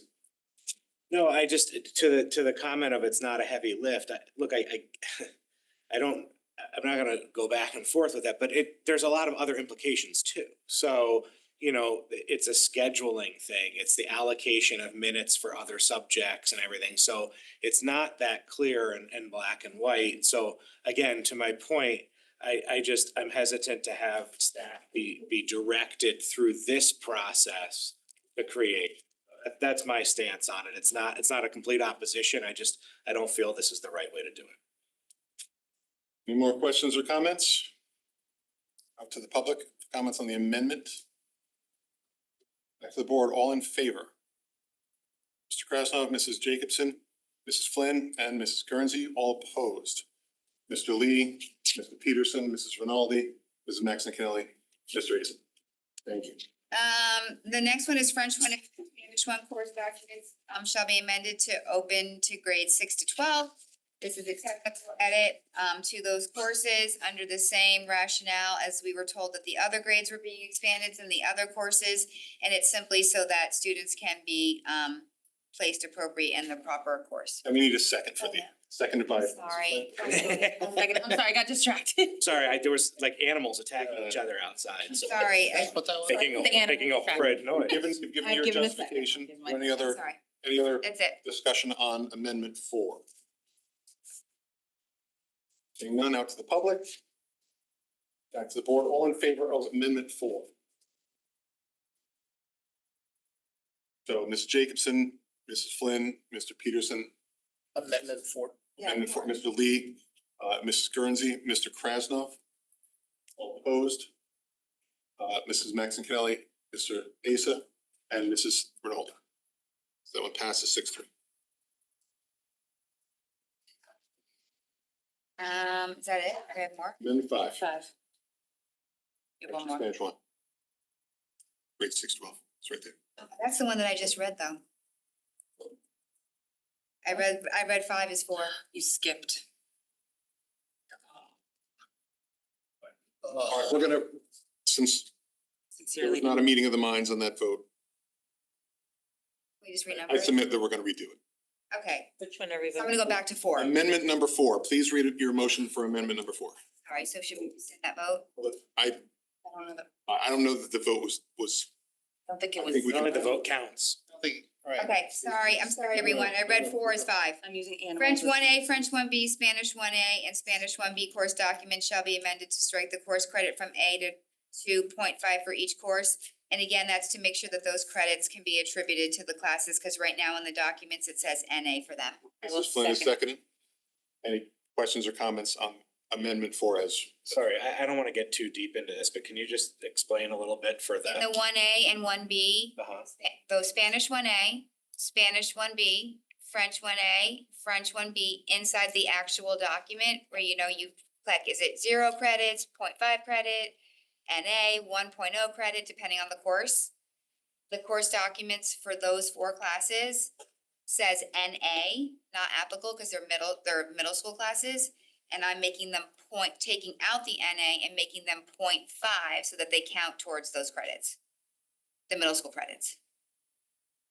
And that's, So because the course, a full year course, Spanish 1 is being split over 2 years. Ms. Jacobson suggesting is each year you get a half a credit. What adds up after 2 years to a full credit. and so through the chair to staff, is this something that's supported?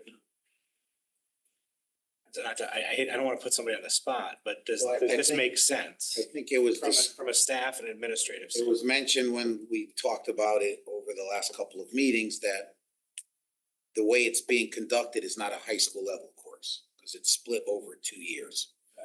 So that's why they didn't put any credit weight to it. So will the class actually become a high school level rigor? Or is this just assigning? No, it's just giving half a credit to each half of the year. They're not getting now. They are supposed to be. Students have to request it to be put on their transcript similar to other high school courses. The issue is that there's 8 quarters between 1A and 1B. There's 4 quarters in Spanish 1, including a midterm and a final. So the way that it averages in weights just looks different. If we move forward and add 0.5 to each class. So at the end of 6th grade, for example, students will have to take a midterm or a final, we call it. And at the end of 7th, they'd have to take the actual final from a Spanish 1 as well. So their grade would be averaged, their credit and their grade would have to be averaged among 10 units versus 6. Okay, so if they only took it 1 year, and didn't take it the second, they would get a half a credit, but would they be eligible and prepared to take the next course that you would normally have by taking 2 years? So, the way I'm reading the amendment, they would then earn, and I don't know if you mean if they go from Spanish to French, for example, they take Spanish in 6th grade, they earn 0.5 credits. And then we'd allow them to take French in 7th grade, they earn 0.5 credits, is that what you're asking? I think, yeah, I mean, like. That's how I'm reading the amendment, but I would pass that back to Ms. Jacobson to confirm. All I am doing is editing those those 4 documents. Take out the NA and put in the 0.5. Okay, so I guess the question is, if you only took 1 year, is it really the equivalent of legitimately getting the credit? 0.5. Yes. Supposed to be right now. That is currently the practice. It's a 1.0 after both are completed, so You can't get a half. we don't offer a half right now, no. And the class would become a high school class.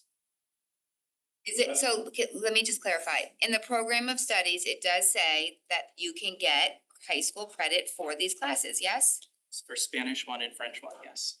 What is being proposed is 1A and 1B to offer half each and to bifurcate it.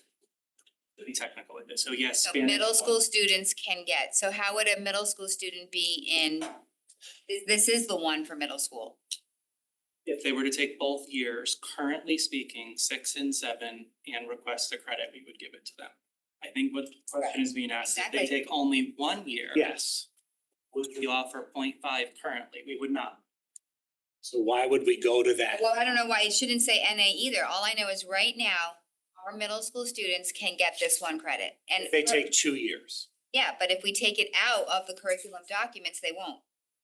To Mr. Testani's point, when we looked at the course, it did not meet the criteria of a high school credit because it's not being implemented as a high school course, which is why we put the NA to clear up the confusion. So going forward in the programs of studies, you will not have these courses listed. Nope. Right. We will not have, we would not have Spanish 1A and 1B listed because they're middle school courses. We will have Spanish 1 listed because it's a high school course. All I know is they can get it now, and this curriculum does not get it. Mr. Guernsey? I'm sorry, Mr. Ricci, you still. I guess my reservation is if they're, I see what you're trying to do, but I also, on the flip side, I don't want kids getting credit if they're not like following through and doing the whole gambit, which is what we're making them do now. So I don't know if they're actually truly at a high school rigor if they're not doing. Just telling you, now they can get it, and as proposed, they would not. Next, Kelly, did you? The one thing, I'm not in favor of the amendment because I'm not in favor of a not high school course getting high school credit.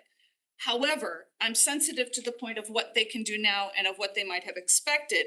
So what I would be curious about is what would staff think about for 1 year, the idea that 1B, French 1B and Spanish 1B would have a 1 year awarding of 1.0 credit with a final at the end of the year. And then that takes, and then averaging whatever it is that you have to do. What would you think of that idea. It's an interesting idea. So just to make sure I'm clear, they take 1A as a non-credit bearing course. They take 1B as a 1.0 credit bearing course because it completes the series of Spanish 1, meaning you've done all of the content and skills. Is that what you're suggesting? For 1 year. Because I'm sensitive to the idea that someone going into it might have expected that. A member of the audience has spoken to that expectation. I'm sensitive to that point. So for 1 year, I don't know if anyone is open to this amendment being amended. As worded, I would not support it. However, I'm sensitive to the point of what students are currently expecting. And so the idea that for 1 year, French 1B and Spanish 1B would get 1.0.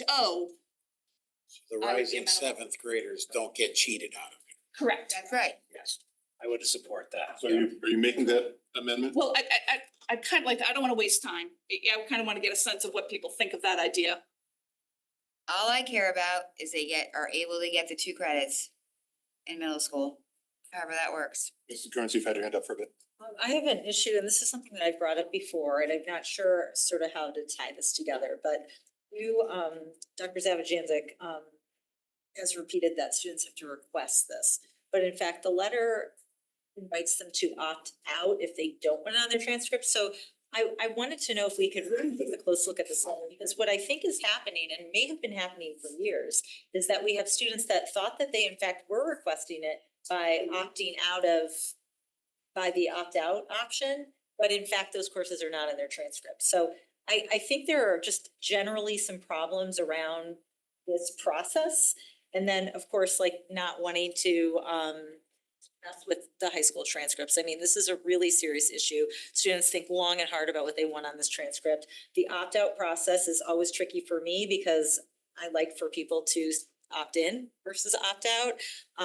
So I that's something I don't know how and when to look at that, but, and then look at what's gone out over the past 3 years, like for whoever's in high school, because I'm not sure that they really have what they need. I don't know, but the messages are very confusing. If I erred in that, I will check it if it's opt-in or opt-out. I thought it was opt-in, but I'll check with the high school. Well, I think it was opt-out, but It then, might be. it shows up in the transcript only the second year of the language. So how would you opt in for different language, like one language you would opt in, one you would opt out? I mean, it's actually, I think there's something flawed with that process. Mr. Krasnoff. I'm actually really intrigued with what Ms. Maxinelli said, but I actually would wonder if it was possible to make the final more like a high school final in 1B and actually give everyone credit, not just the 1 year. It is the full year course, otherwise you're making them repeat if they want Spanish 1 again or French 1 again. It just doesn't make any sense to me. They're taking it in the middle school. We don't make them repeat. You don't make them, that's what I'm saying. As a high school course, we do expect that the middle school teachers implement as the high school final, similar to Algebra 1, becomes the final in middle school as well. So could we do that in perpetuity though, instead of just for a year? I just think that makes a lot more sense. If they're taking 2 years, which is the equivalent of a high school course, the final should be a high school final. And give them credit if they want, and if they don't do well on it, they don't have to take credit on it. Ms. Race. I thought that they just said what's proposed in the new curriculum is not actually a high school level course.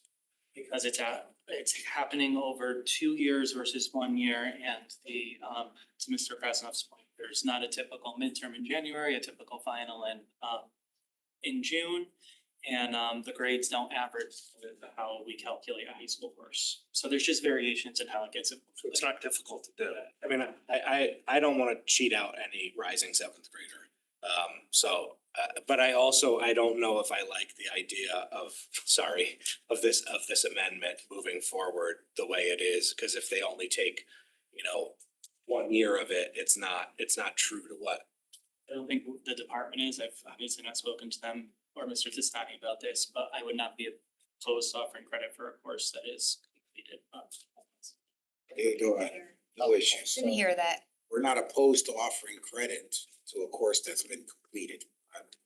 So the rising seventh. 7.5 you're fine with. Well, I think Ms. Maxinelli brings up a good point that it happens within the course, the final course, the credit is offered so that we can be sure that everything within the course has been completed. Ms. Mexican. Because I would also make a point that something like getting that kind of credit should be earned. And I'll give you an example of a parallel of AP. Advanced placement courses are college level. Guess what? The kids can take the course, they can take as many as they want. They get no college credit unless they pass a test to confirm that. You know, so this idea that, oh, well, and it's the same idea because the courses in college would be one semester. We spread it over a year. So they don't just get that gift of college credit. Again, I agree that fundamentally this is not a high school course as offered as 1A and 1B. So I'm just gonna go ahead and I'm offer an amendment to the amendment to strike French 1A and Spanish 1A from the amendment. I'll second that. And a friendly amendment to 1.0 for the course. That's in perpetuity or just for 1 year? No, you're right. So I should, for the 25-26 school year. So could you repeat that? Yes, I apologize. Thank you. So my amendment is first, so the amendment should read now. French 1B and Spanish 1B course documents shall be amended for the 25-26 school year only to strike the course credit from NA to 1.0 for each course. That I will second. Good question. Mrs. Jacobson. Why only for 1 year? I'm gonna make it. Or they're gonna take an exam and a midterm for 1 year and then the next year we're not gonna do that? No, because it's not a high school course. They just said it is.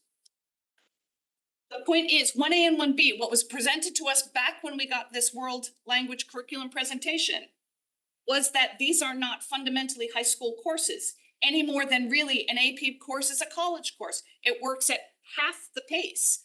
So if this could be a future discussion, if we want to put in a rigorous Spanish 1 exam, and if you score at a certain level, that I might be open to, but now isn't the time for that discussion. So staff said to us point blank, these are the people who worked on the documents and who teach the course. It is not a high school level course. I am therefore not interested in perpetuity with giving high school credit to it. I have a question for staff. Ms. Jacobson. I have a question for Dr. Zavajansen, for this actual world language staff actually. What is the experience with splitting a world language course? And I would like to hear from the world language professional too. Over 2 years and taking a final on 2 years of content. I know it's not 2 years because it's not meeting every day, you know what I'm saying? Like before we. I get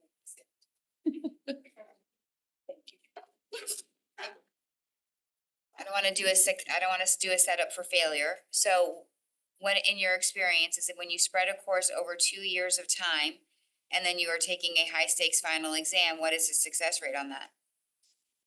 I'm not equipped to answer that because I don't think we have data on that. I don't know if you have any experience with it. Alternatively, if you were to do it in 1 year, similar to a high school course, you would get through Spanish 3 by Right. 8th grade or French 3. I keep saying Spanish, which the department was Not in favor. not in favor I of. understand. Um, I understand. But I don't know if you have any experience with splitting and then testing. I personally have never given a final exam at the end of a 2-year course, so I can't give you, I don't have data to provide on that, I'm sorry. Any further questions, Mrs. Jacobson? Yeah, sorry, I don't, again, right now, this is an option available to all of our 7th and 8th graders, and this motion just does it for 1 year. I'm trying to fix this issue for forever, so I'm not gonna support the amendment. Krasnoff? I am also trying to fix it forever. In terms of classroom hours, my assumption is they're similar at the end of the day. One's broken into 2 years, one's 1 year, but one meets more often than the other. Therefore, the actual classroom hours are similar. Would get more in the middle school, more hours. You get more hours. Yeah, because it's over 2 years, so they're doing 8 quarters versus 4 quarters. They're still on a quarter system and We're doing, I believe, 4 units in high school and 6 in middle school, if I remember correctly. And when they come out of one, they're able to go into 2, correct? Yes. Just like if you were in high school, if you came out of 1, you're able to go into 2. So really, what's the difference?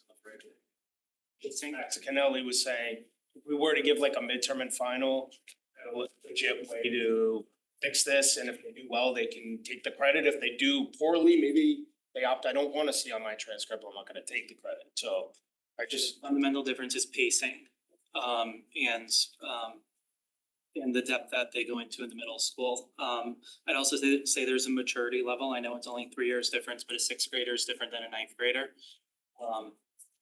In the way that, we instruct them. these are the same kids we expect to eventually maybe go into 3 As freshmen. So And when you say a midterm, you give an assessment at the end of 6th grade, theoretically. one at the end of 6, which would be theoretically a midterm. One at the end of 7, theoretically a final. Now you've taken the whole course, yes, maybe the speed is a little slower. We can attribute that to, like you said, the maturity level, but the content is the same. Yeah. Our thinking when we presented it was that courses that are high school level courses offered for credit in the middle school generally appear in our program of studies.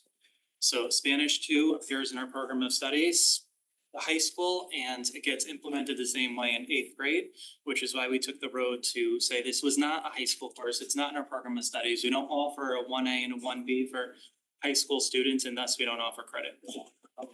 Just in terms of our.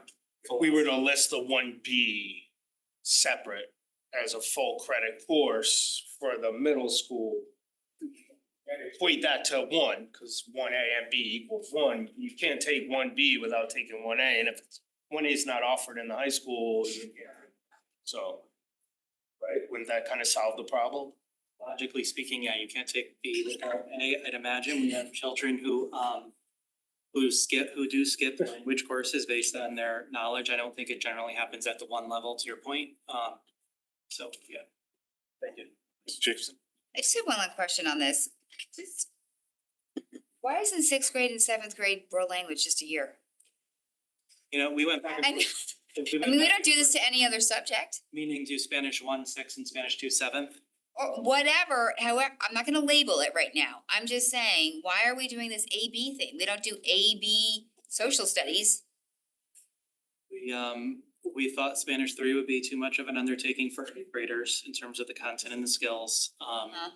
Which would mean we'd give 1 in 6th grade, 2 in 7th, 3 in 8th, or you'd have to start in 7th, Spanish 1, in Spanish 2 in 8th. So it's not a perfect system. I'm not in disagreement with you.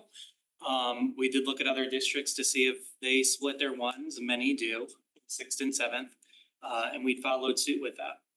And there are other districts that have 6th grade labeled as Spanish 1, and then 7th and 8th grade are like a 2.1 and a 2.2, so that they're still starting in 9th grade at level 3. It's just all sort of separated differently or spaced out. So it would be more like 1, 2A, 2B. There's different ways. Basically, but you're still getting to 3 by 9th grade. It's just being chunked out differently.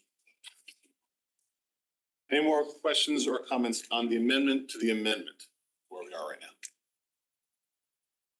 All right, out to the public.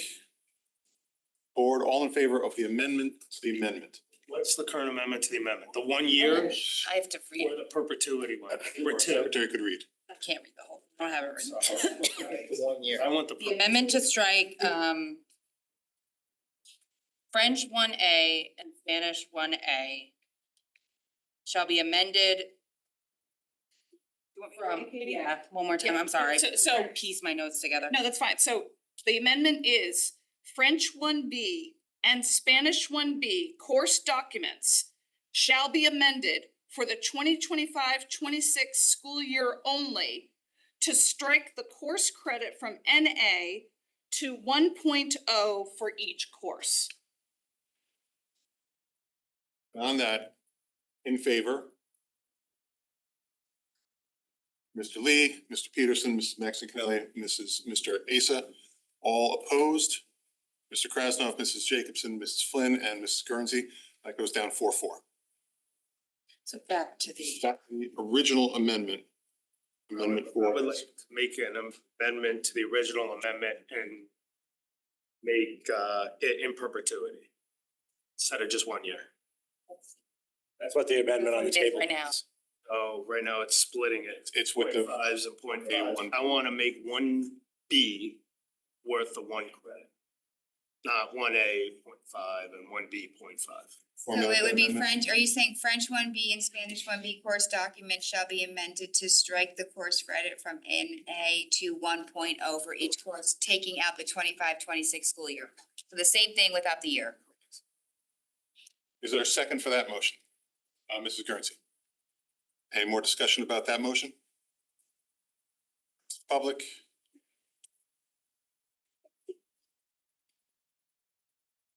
Lauren Evans, 241 Bar Street. I spoke earlier, and it applies to this. My daughter is actually, and I know I shouldn't keep personal comments, but she was in Spanish 2 this year, so I just had to, verify this with Dr. Zavajinsek, but she would technically, and she got an A, she would technically qualify for Spanish 3, and she would carry that one course, the 1 point, right?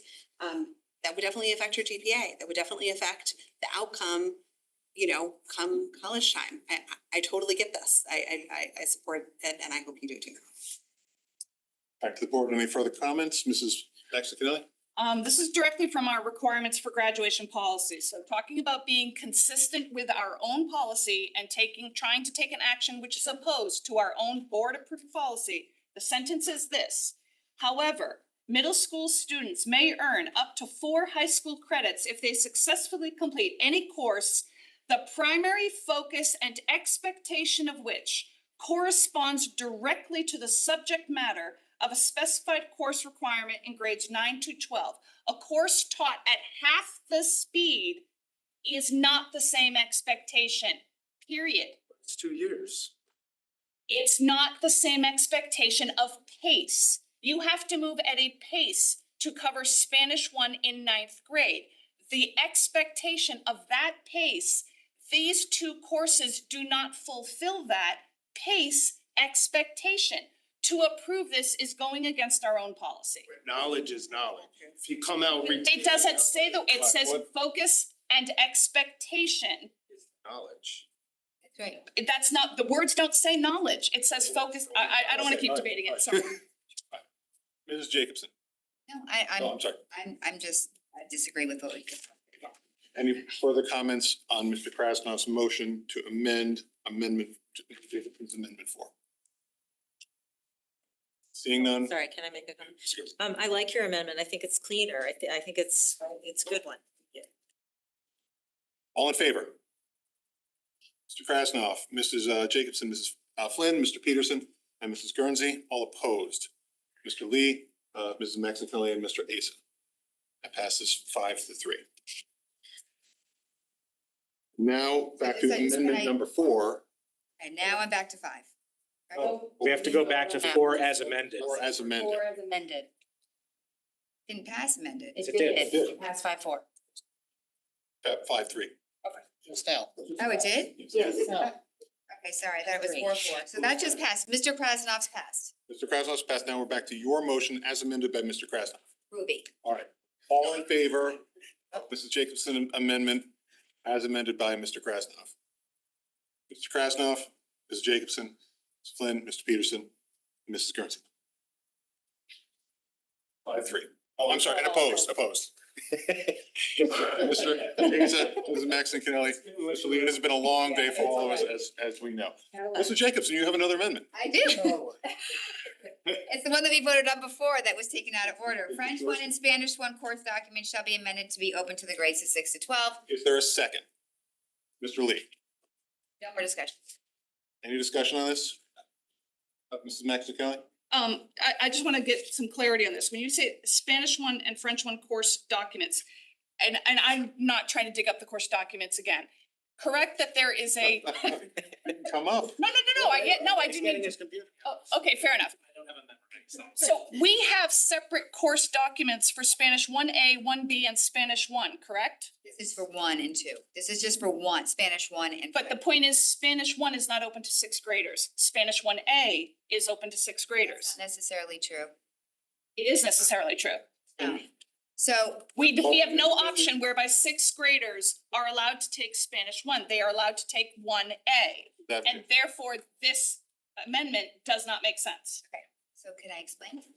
Let's let Dr. Savage answer these first. I was just going to agree, we do not offer, in the way it's proposed, we do not offer Spanish 1 as a high school course in the middle school.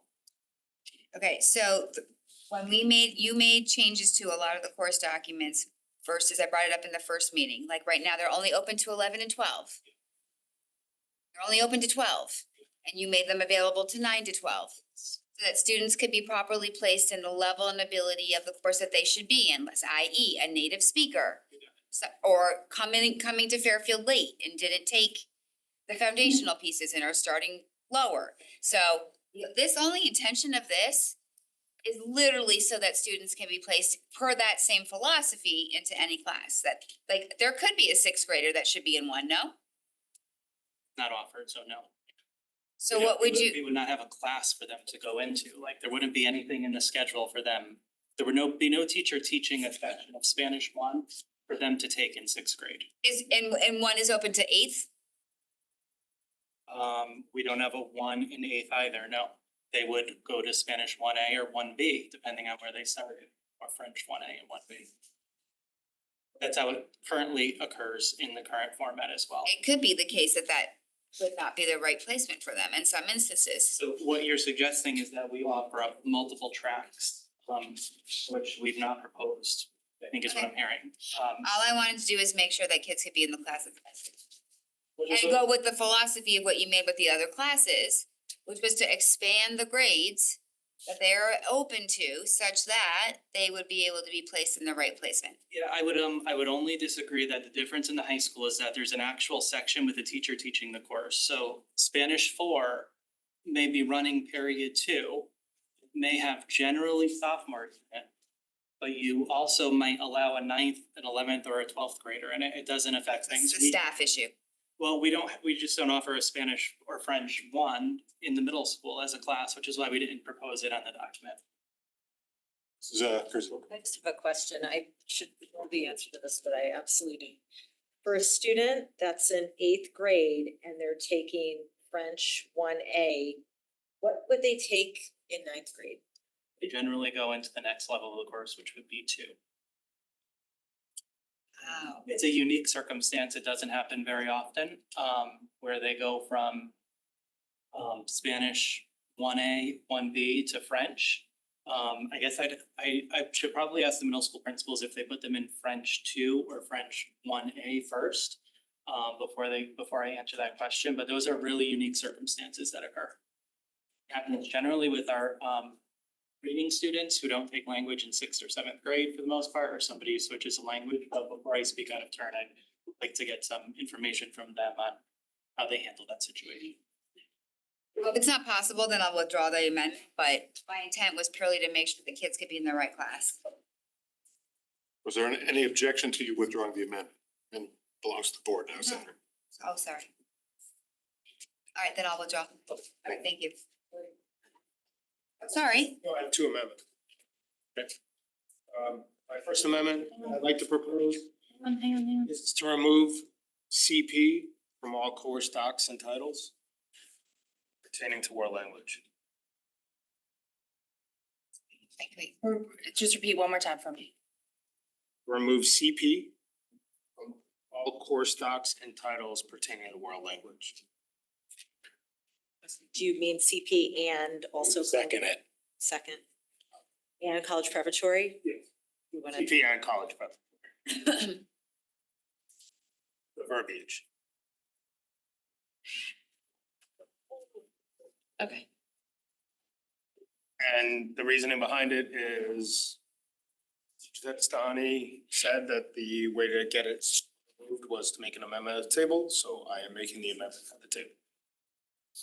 Because Mr. Testano, you want to comment on that? Guys wanna remove it, we'll remove it. Any further discussion? Out to the public, Can I, Mrs. Jacobson.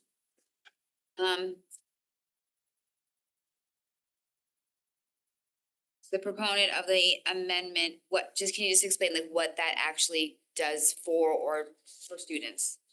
Well, for now, it removes it from the title. So it doesn't show up on the transcript with that title. Doesn't show up in the scheduling as that title. It no longer has that title included with it. Now, in terms of waiting for me, I think that's a bigger conversation. Okay, I understand. I just personally want to remove the title. Any further discussion? Ms. Guernsey? I appreciate your motion, especially as it applies to our level, level 1 and 2 classes. Thank you. Well, and 6 now falls into that. Oh, that's true. Comments from the public? Seeing none. Back to Mr. Krasnoff's motion, all in favor? Mr. Krasnoff, Mr. Lee, Mrs. Jacobson, Mrs. Flynn, Mr. Peterson, and Mrs. Guernsey, all opposed? I would note, it looks like Mrs. Rinaldi's back on, but she might be having trouble with her camera, having technical difficulties. I'm not sure if there was something you had to do to get her camera to work. I'll text her, but we'll take this vote now. And all opposed? Mrs. Maxon Kelly and Mr. Asen. Thank you. For now, we're 6-2. 6-2. Thank you. One last amendment to bring to the table. Do it slow. I would like to make an amendment for a presentation of costs of K through 2 program for Spanish to be presented by October 2016 budget season. 16? Or 2026, sorry. 2020. Future. I'd like to make an amendment to have a presentation of the costs and implications of a K2 Spanish curriculum. Or actually, sorry, Spanish program. I don't need the curriculum. For October 2026 budget. I just want the costs and implications, not the curriculum. So you need 14, okay, sorry. It needs to be a second. Second for Mrs. Guernsey. Don't need 14 months, but it's given them 14 months to do it. Phrase it. No disrespect, Matt, but I don't see how this has anything to do with the curriculum document that we're voting on. Because it doesn't have anything for K2 on it. And it'll be 10 years before we have K2. But the way that, I'm just saying, my personal opinion, the way these amendments are worded are not, I'll use the word germane that Mr. Peterson used before to the vote on the table in the document, so. Just asking for costs and implications like everyone had in their. Understood, I just don't think this is the. Sure, if you want me to present it separately another day from the curriculum committee as a separate vote, I have no problem doing Yeah. that too. Yeah, I have no problem with that. I I just think that would be more, language was on the table, I figured it was a good time. I think the curriculum committee would be a great effort. Well, we've already discussed it. I mean, if you want me to talk to the chair about putting on an I agenda. would be very amenable to that. Do you want to withdraw your amendment? I will withdraw my amendment to like. Are there any more amendments to the main motion? Mrs. Jacobson. I have a point of clarification before we vote on the main motion. Mr. Peterson, the way that you have it on the agenda is that we're just approving the curriculum. If everyone recalls, in my number 1, I included the timeline. So I ask you, if we just approve the curriculum documents, then we have not adopted the timeline of implementation and they would go into effect immediately at all levels. I guess that's a question for Dr. Zajancic. We have no intention of having full curriculum. We don't have the resources for it. The only class that would be out of that sequence is ASL 4. So that students can potentially take it Next year. next year or the year after. There's enough students going forward, but otherwise what was presented is what we intend to do. And if we wanted to accelerate that, I'd bring it to Mr. Testani to consideration to bring to you guys. So before we vote, just to Mr. Peterson, for intent of the body is that we're adopting the curriculum per the timeline enclosed in the presentation from May 27th, 2025, 1A, where you laid out the year. So that's the intent. No need to amend the motion because that's what you're going to do. So just want to make sure that that's what's happening and we didn't need to amend the motion. Get the clarification now, Mrs. Cruz. And also, this might be a question for Dr. Zavajanzek. I'm just wondering, because the language here is different than in the previous meeting and it's missing the textbook language. Is there a reason that you removed it? Do you no longer want us to approve the extra textbook? No, the textbooks are for the advanced levels, so we would need an. So you don't want to first read today? I would leave that up to or to decide. We're happy to approve them Well, today. actually, if I you don't, want. actually, I don't even think we can because it wasn't even on the We agenda. already had the first read, we just didn't vote. Right, but I mean, if it's not on the agenda, if it's a special meeting, we can't do it, that's whatever. This is something we're gonna have to deal with separately, I think. We can discuss it in leadership, but we will revisit that, I think. Wait. But the motion is what the motion is. The motion is that the Board of Education approve the world language curriculum as presented on 5/27/20. Sorry, Mr. Peterson, what happened to the AP textbooks? We had the first read 2 meetings ago. We had discussion about the language of this motion that I now realize we probably erred in that. Meaning it should have included the AP We textbooks. we removed the words textbooks from in leadership, but it seems like that was an error. And we can't add it. Not tonight. That's But as we'll talk about textbook adoption going forward, there's gonna be another meeting that we're gonna need to have. Isn't it as amended though, with the amendments, not As presented. We can redo the motion as amended. Correct. As amended. All right. With the motion that the Board of Education approve the world language curriculum as presented on 5/27/2025 as amended. Comments from the public? Are there more board comments? Yeah, I have a comment. I just wanted to thank the staff that worked on this document. Enormous amount of work and I'm really grateful. I think there's a lot of good course language in here and I'm excited for the expansions that we've seen. I'm really hopeful about K-2. And I think I am gonna be supporting this, but I also wanted to say as the chair of the curriculum committee that I am disappointed with the process. And I hope we can do better moving forward in our next curriculum. It's not a reflection of the staff that was done with curriculum, but about how it came through the board. Because I think that the work that we did today should have been avoided.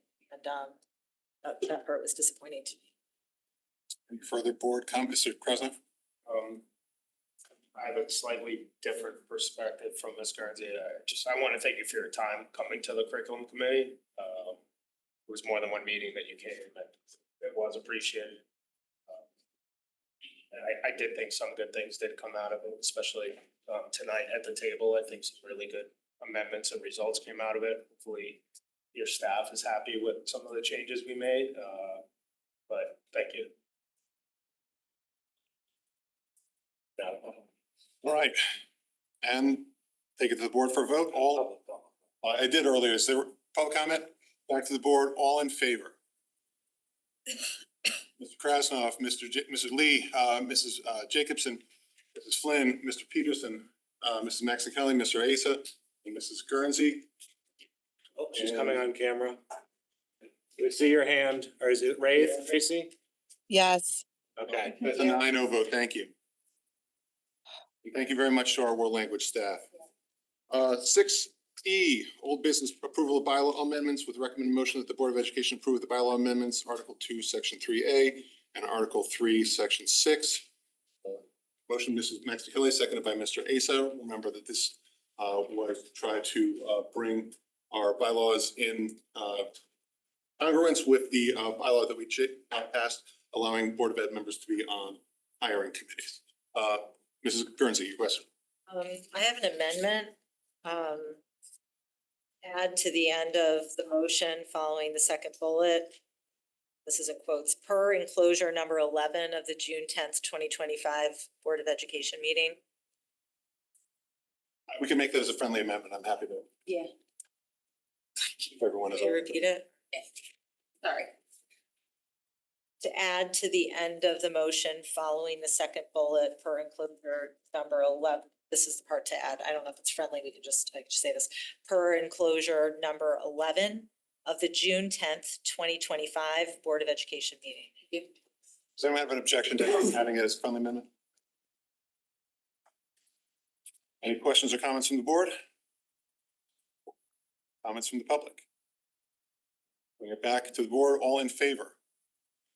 Mr. Krasnov, Mrs. Jacobson, Mrs. Flynn, Mr. Peterson, Mrs. Maxon Kennelly, Mr. Asa, Mrs. Guernsey, and Mr. Rinaldi, can you indicate whether you are a yes or no? Your screen is black, Tracy. She's on mute. You're on mute, Tracy. You may have stepped away. That's okay. All right, so all opposed? Abstentions? We'll put that down as 7-0-1 in favor. Item 7A, new business, approval of superintendent contract. With the recommended motion, I'll read this big one. The Fairfield Board of Education hereby moves to elect Michael Testani as the superintendent of schools and hereby approves all terms set forth in the contract of employment for the period of July 1st, 2025 to June 30th, 2028. The board further delegates to the chair of the board the authority to execute final contract documents on behalf of the board. The board's approval of this contract is contingent upon the superintendent signing the contract within 1 week of this meeting. We did discuss this in executive session. We normally do not have discussion in public. Can I have somebody put the motion on the floor? Mr. Asa, seconded by Mr. Lee. All in favor? Mr. Krasnov, Mr. Lee, Mr. Peterson, Mrs. Rinaldi, Mrs. Maxon Kennelly, and Mr. Asa, all opposed. Mrs. Jacobson, Mrs. Flynn, and Mrs. Guernsey.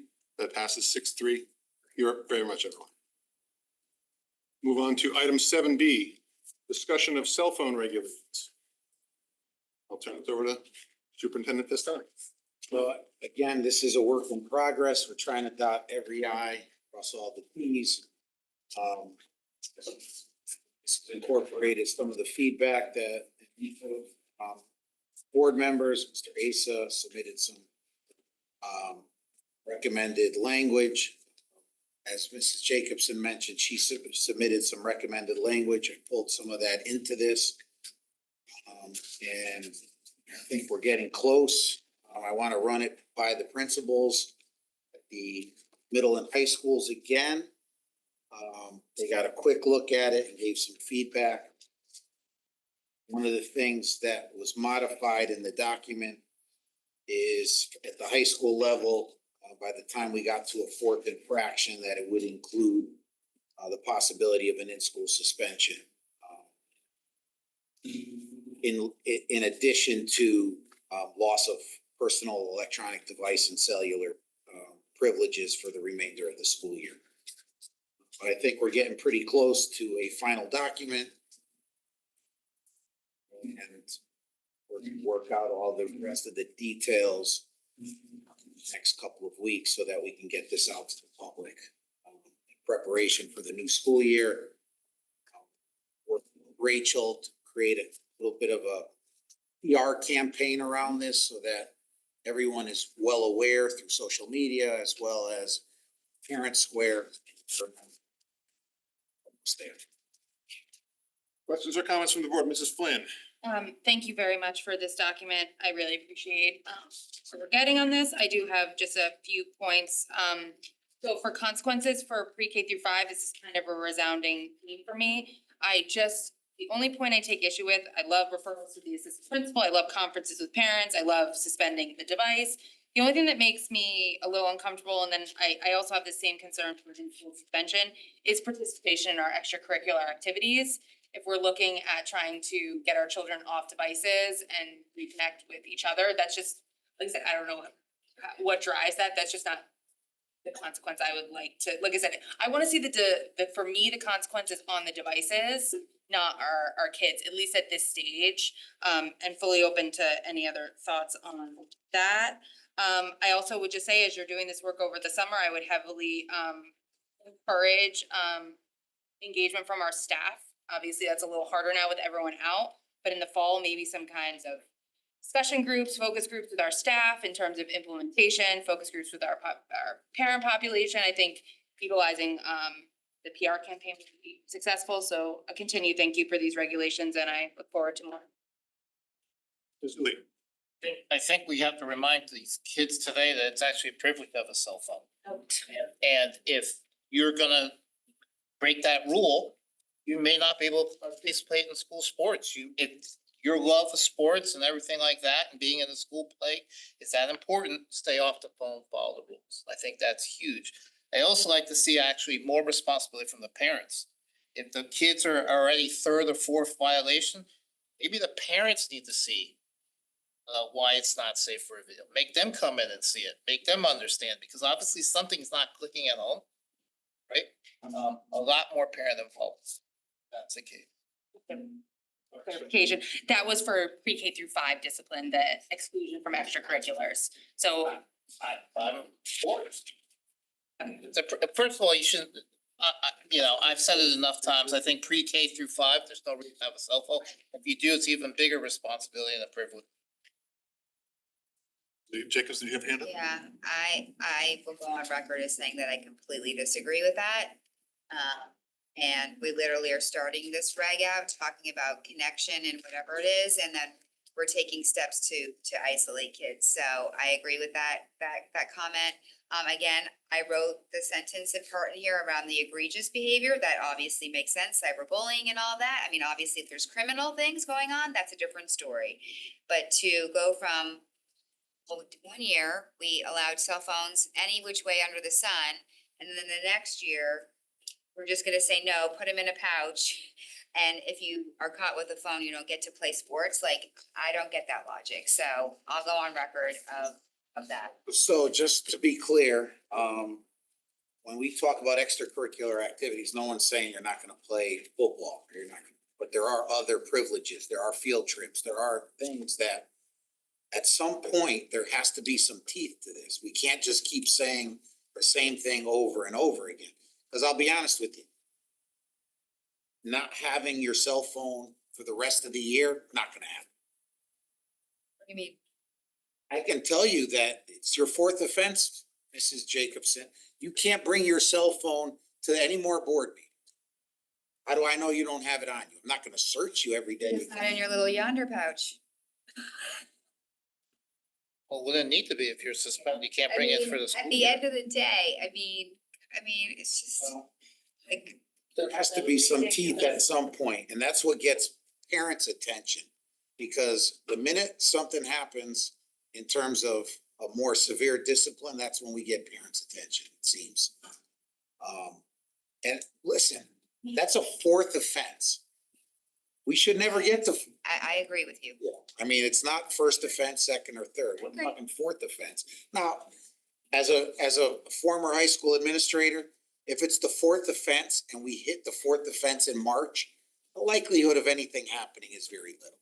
When it's the 4th offense and we're in October, yeah, something has to give. I mean, most people have, I would hope, and we're gonna have these conversations throughout the year in our joint leadership meetings at with all the high school folks that we do monthly, is, we're gonna have to work our way through this. They're gonna need some guidance, they're gonna need some support. So that'll be made clear if it's the 4th offense and, 1 and 2 are in week 1 of the school year and 3 was in December. I hope that this has got some real time put into it so that there aren't any discrepancies based on who gets to play and who doesn't, or whatever else it may be. Well, again, I think leveraging a coach in this process is always good as well. So when the coach can have a conversation with a player, or an extracurricular, person can have and say, hey, you gotta stop doing this, or you're not starting the next game. You're gonna sit the first inning, or you're not gonna play the first quarter. I think that brings some, then we all, as a community. I'm worried about discrepancies, that's what I'm saying. Mrs. Maxon Cannot? Yeah, just to follow up on Mrs. Jacobson's point, I think it's our principals kind of live in the bubble of their own school, and it absolutely will be a top social media post. Hey, this happened with my student. Are other people having the same experience? And that's not how we want this to be policed or need to be amended. I completely agree with Mrs. Jacobson that, and I'm sure you will, because this is gonna have to be delivered to them quite emphatically, but that consistency is really vital. But so I just wanted to. No, you're piggyback right. on that point. It's gonna have to be a standing agenda item for every meeting that we have with administration. And we're gonna have to make sure that the deans are involved in these conversations and are not getting secondhand information, because And listen, I know rolling this out is going to be a big deal, trust me. yes, It's gonna be no different than if we tried to roll out a uniform policy, right? So love uniforms. try enforcing it at a high school. It's not all that easy. Focus on the task at hand. Oh, I'm sorry, Ms. Kelly. Yeah, no, I've got a few other questions. Just to your point about your leadership meetings, it's not said in this because that was not the target audience, but just as a heads up, there's no question that the board is gonna want exactly the data on what's happening. At what level, where are we with where are we with the consequences? Yeah. I think that almost might be just a suggestion to the chair, a standing agenda item, maybe once a month for the first semester, just as a thought. Well, that's why all the interactions that come with the cell phones, from the deans to the administrators, have to be logged into the Infinite Campus so that we're able to run reviews. A few other questions. On the very first line, where it says personal electronic devices, and then you define personal electronic devices. My question is that obviously that language is something that the computers do, and then on the second bullet point under definitions, personal electronic device does not include district or school issued technology, but students do bring their personal laptops. Right, so personal does not include the district or school issued technology. Right, so the personal electronic devices that can send or receive, which are not being allowed, should not include district or school issued technology or personal laptops Well, in grade 6 through 12, is that correct? personal laptops will be included, because they could, if you have an Apple, you can send your. So we're now message. telling all the, I apologize, I didn't realize that, so we're now telling kids district-wide, you are only allowed to have your school issued. No, they can bring their own, but they're not gonna, if they're caught This is what I raised the other day with the definition, that you're catching things that are not cell phones in this definition. And that's why I had included the part about district issued devices, but the bottom line is that, to your point, technically speaking, it captures personal laptops.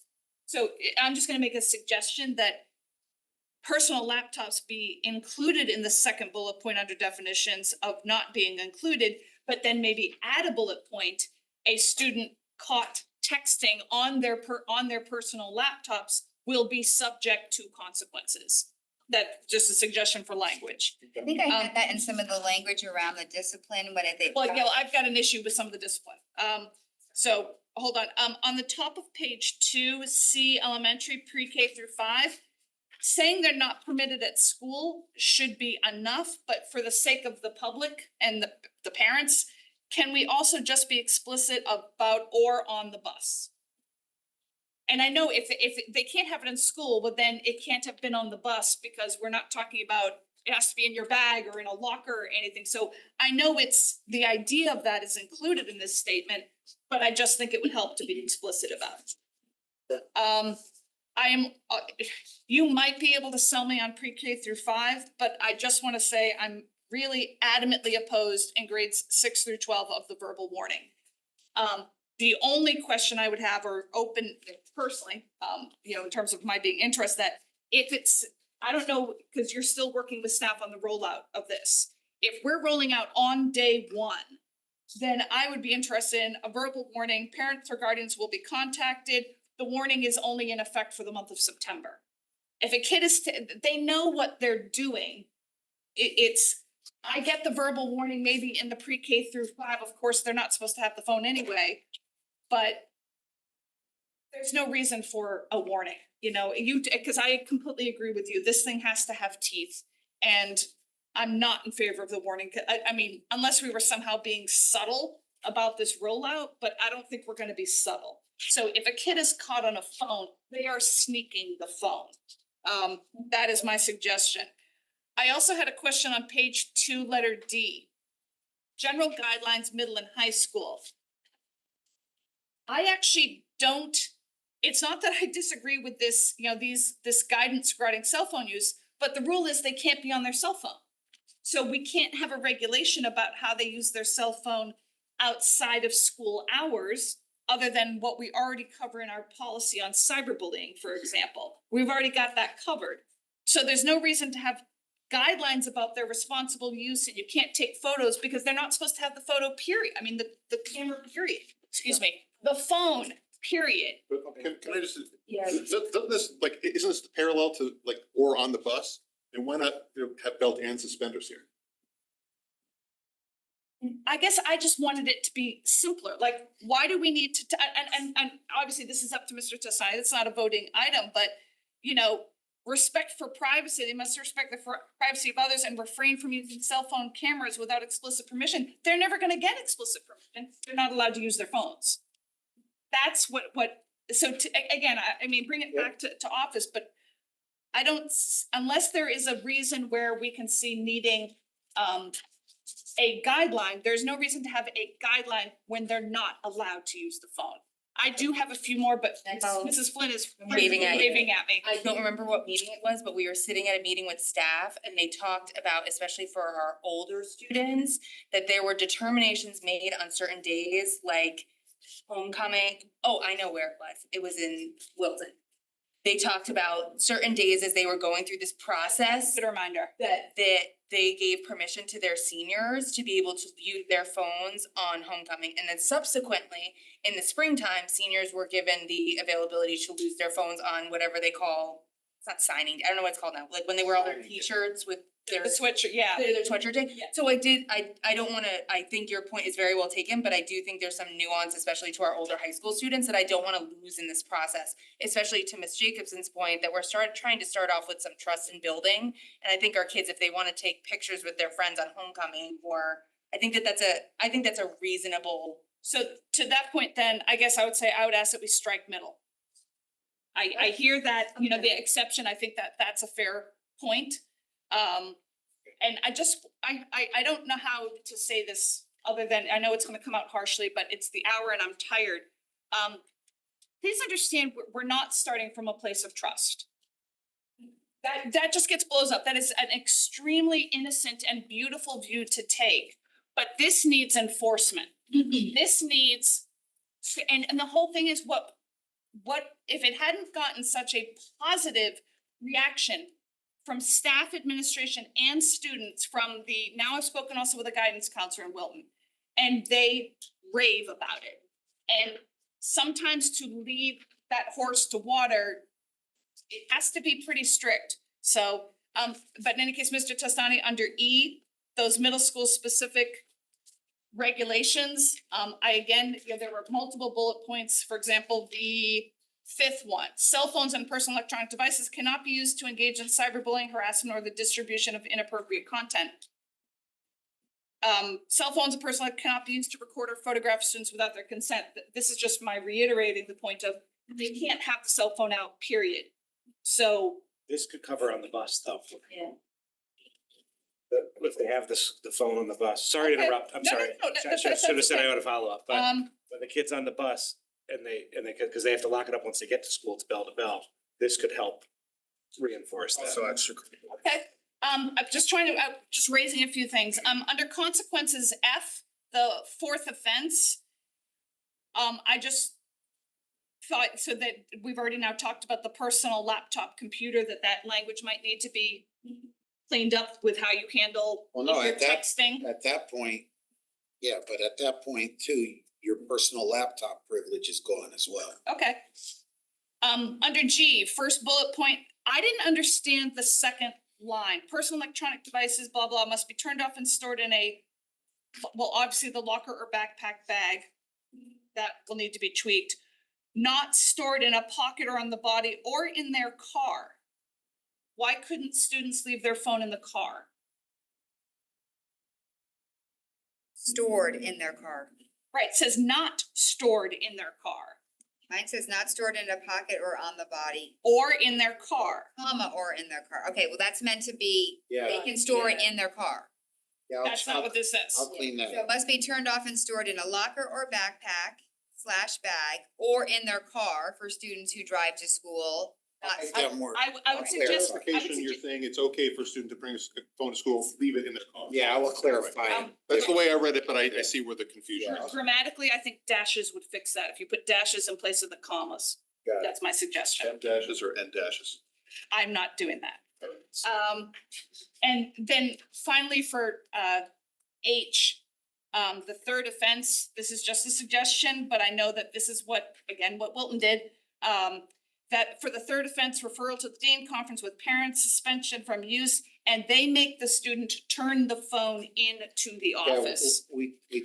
that's one of the things that we wanted to have, Number to 2. lock it up in the dean's office. You know, and I, cause again, the second offense for me would be the penalty for the first offense, but. Yep. And then the only other thing, and this was just a question on the second to last page, under J. The 6 to 8 parent to student and 9 to 12 parent to student. I wasn't clear on why the language wasn't the same. Is there? We got the 6 to 8 from the middle school administration and the 9 to 12 from the high school. Okay, so that was the language they wanted. Correct. Okay, thank you. Mr. Krasnoff? I just wanna say I really appreciate actually how harsh some of these punishments are. I think the only way to curb this, it's an addiction, no different than cigarettes were, when people used to smoke cigarettes and the punishments were harsh and people got used to the punishments, not smoking cigarettes. Whether they realized it was healthy for them or not. This is also a health hazard for our students. And I really do appreciate that, so I did wanna thank you. If anything, I to an extent, I think some things could be a little harsher if it went more than 4 offenses. At some point, we gotta stop doing it, be a punishment. I don't know what that would look like. I don't wanna see kids kicked out of school for cell phone use by any means.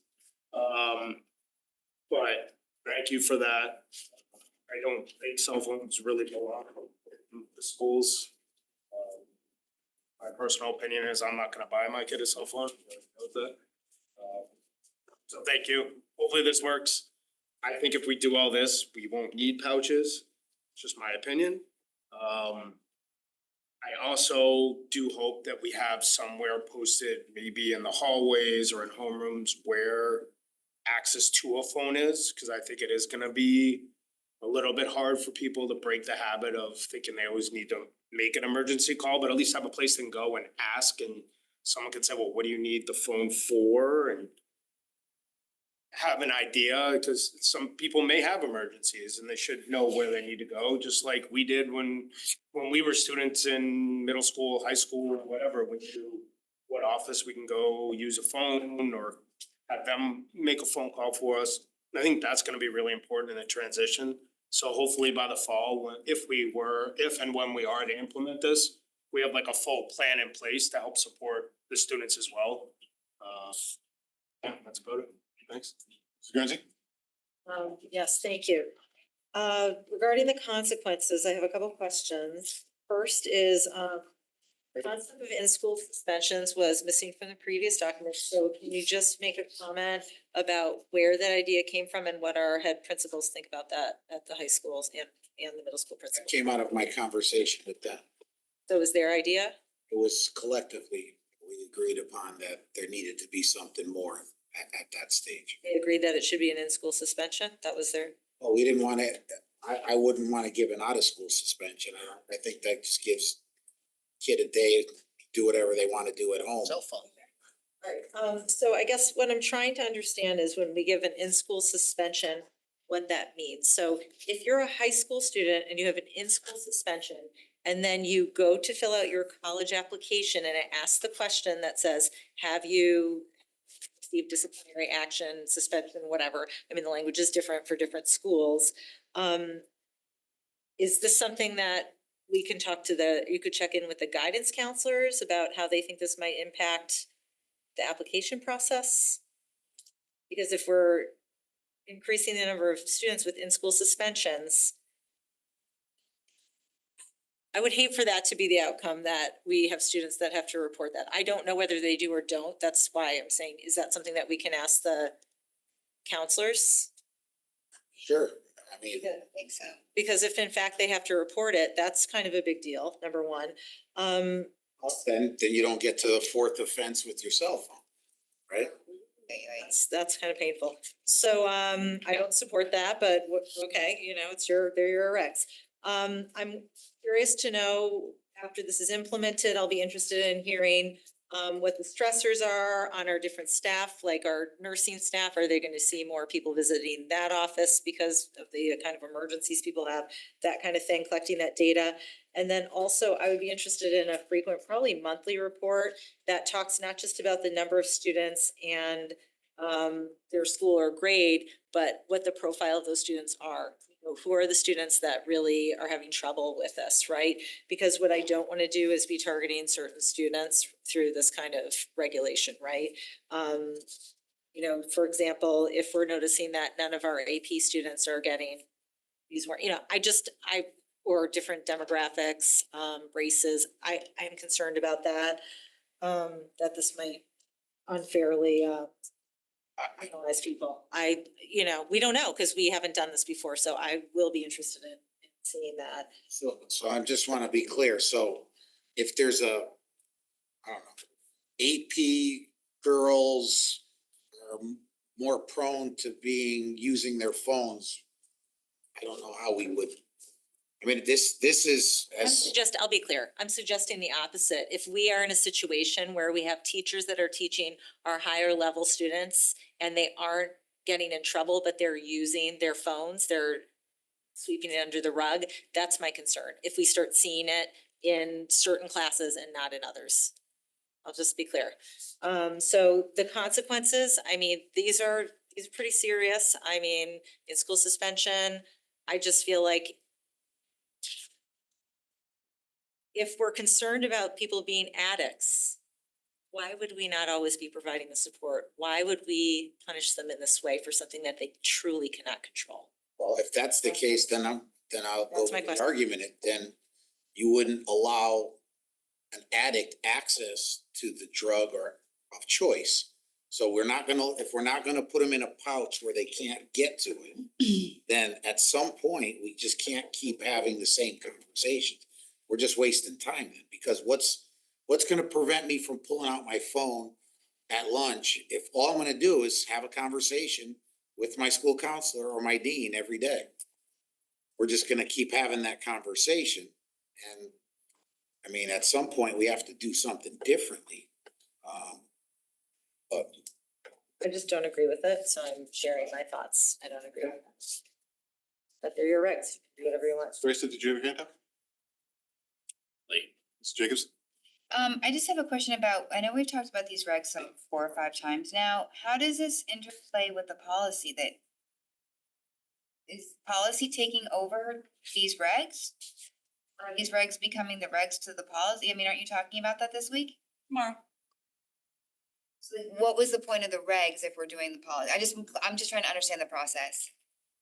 They're certainly necessary because this policy is going to be, it's a practice that's going to be implemented district-wide. This was gonna go much faster than crafting a policy. So you're crafting the policy to match the regs. I understand. Okay, so I wanted to understand. Ms. Maxine, Just as a follow-up to that, I also, and again, we haven't had this discussion yet, but I have a feeling that our language in policy is also going to be much more general. Because as Mr. Testani says explicitly at the end of these regs, that they are open to having to make modifications as we go. So I don't see this being replicated in our policy because then that removes that ability to be flexible. So, but again, we have not, we're tackling this tomorrow. I'll just speak up now, but ask that the discipline chart be discussed. Also, another point to make is the policy that we're discussing is much comprehensive. I know. So there's a lot of work still to do, but it's much bigger than this. Further board comment? I think that this is great work. I think it's gonna be welcomed by the majority of the public. It's as bumpy a roll as it may be, but you know, you're prepared for kind of an evolving situation and dealing with what you see in the fall. But I'm glad that we have a policy that I think, you know, despite some issues, a large portion of the board can get behind, and I think that makes a real statement to the public. Oh. One last little piece. I know you had some exceptions in here for the health, modification plans. We don't normally put this in policy or regs when I was on policy committee, but just to reiterate that our administrators sometimes know of situations, and I'm sure you do as well. Nothing is ever 100%, and there might be other situations that we generally give leeway to, in terms of dire situation. So I'll just leave it with that, and I leave it to you and to our head principals and whatnot. But there is always cases where personal family situations, so I'll just leave it like that. Listen, I agree with you 100%. It's not listed on here, but I just felt the need to say Because I that. think that's a problem. If you start putting too much into policies, Of course. into this, Of course. everybody then all of a sudden It- has an emergency. Mhm. I can You tell. know what I'm talking about. Yes, but- yes. I can tell you without hesitation, I was a building administrator when we rolled out a uniform policy at the high school. Just when you know someone is sleeping, couch surfing, Right. you know they're couch surfing. They're not gonna come with maybe proper pants today. Understand. So you make But it. I would like just some awareness on, thank you. I'll move on to item 7C, first reading of textbook AP Statistics 7th edition. I want to give some context for this because this is something that came to my attention after our June 10th meeting. And Dr. Zabjensik was concerned about this, wants to upgrade one edition for the AP Statistics textbook to another. However, our policy requires that we vote on it after it having been presented at a board meeting.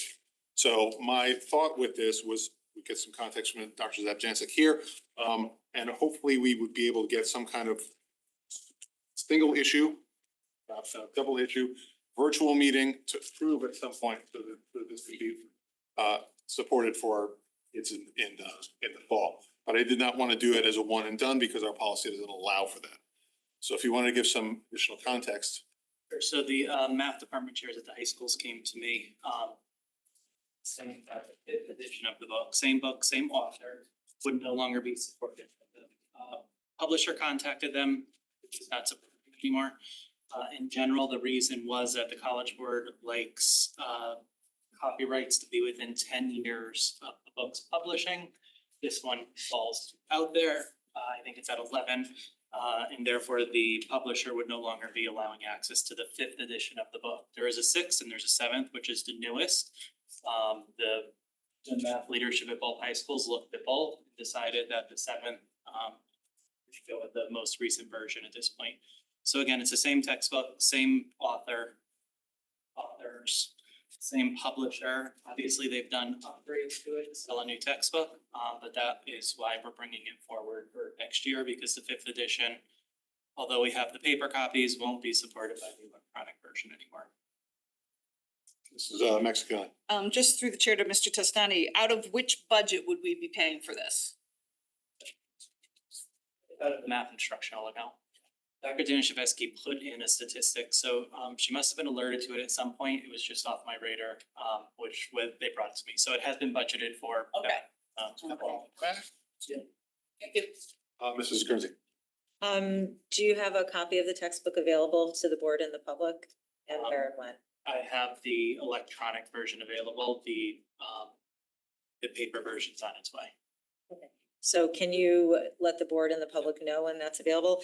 And this isn't something that came through the curriculum committee and I first saw it on this agenda. So in the future, I would have appreciated from somebody to reach out to me. If we're gonna have this committee, I'd like to use it in an appropriate way. I mean, I can't help with something that I don't know about.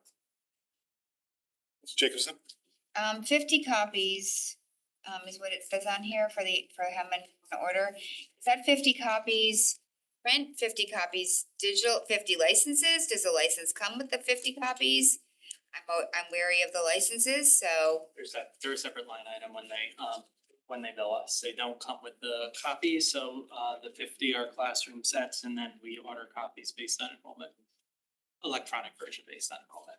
Okay, so how many hard copies? How many actual physical books? Oh, you're getting 50. Yeah, we do class sets, one for each high school. Then the digital again? What did you say? I have to get the exact numbers from enrollment. So every student doesn't get their own actual physical book. Unless it's below 50, which I don't have in front of me right now.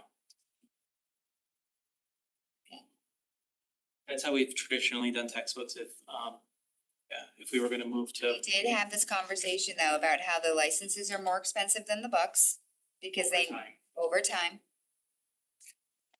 And obviously, we're not gonna solve this here, Mr. Peterson, or with this textbook, but we've already had this conversation. The licenses cost more. So, going forward, if finance or something can deal with that, I really don't wanna get the digital, to be honest with you, so, but. I hear you. I would say it's a change in practice that requires a bigger discussion among all the departments if we're gonna move in a direction that we only buy paper copies moving forward. The teachers are used to teaching the statistics with the online modules, which is why I brought it forward as is. Just need to fix this situation with the licenses, they really do. I get you, it's a manufacturing.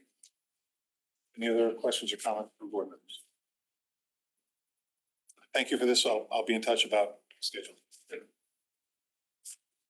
All right, moving on, item 7D, approval of employment with recommended motion that the Fairfield Board of Education hereby moves to permit for the 2025-2026 school year, the employment of individuals or the spouse, child, or other relative of a board member under the following conditions. 1, that such board member recuse himself or herself from any vote of the board that may benefit or otherwise impact the employment of such relative. And 2, that the board member receives no personal benefit of any kind as a result of such employment. Can I have a motion? Mr. Asa? I'll second that motion because I know more about what this is. There is a board member who has a child who is up for employment in the district, and this is the formulation of this motion that was recommended to me by Steve Sedor. Steve Sedor wrote this, our labor attorney, to be compliant with our bylaws. Ms. Jacobson. Why do we need to vote on this? It's already in our bylaws. Again, I consulted Mr. Sedor about the correct approach for this. He said, make this motion, this will be consistent with the bylaw. So. This is not something that I wrote, this wasn't our labor. I understand, I am challenging that. Our bylaws already contain the process and our conflict of interest. And we have done this many times before, so Mr. Peterson, why aren't we just following the process that are in our bylaws? I consulted our labor attorney, he consulted our bylaws. I'm challenging that. Well, that's okay, but what I'm saying is, Bylaws supersede. I'm operating under the guidance of our attorney Okay, in forwarding this motion. so Is there a change to the let motion? me, yes, pull up your bylaws. What is normally supposed to happen, and we have done this over and over again. So for newer members in the public, this board has never voted on this motion, ever. It is in our bylaws. And what has to happen is that the Board of Ed member comes forward and has to disclose the personal relationship. This is a conflict of interest provision in our bylaws. Everyone can pull it up right now. And then the board votes on that person. Why is that not that's in our bylaws. What I know is that I consulted our attorney, he consulted the bylaws, and he crafted this motion So then for can this we, purpose. okay, so then can I amend it to include that section? you can move to amend it. I would recommend against it because again, I'm operating in this way on the advice of our attorney. Does it matter? Because it's we're not, you can't, like, literally, you can't vote against your own bylaws. Even if we pass this unanimously, it's null and void. If it's same thing. It's not the same thing. That is not the advice that I got from our So counsel. what our bylaws say, Mr. Asa, is all the way to number 1, right? And instead of what Mr. Sedor, our board counsel, gave us, instead of number 1, what it actually says, the board member fully discloses the relationship at a public meeting of the board. And number 2, the entire board subsequently votes to approve the employment, excluding the void of related board member. That is what it says.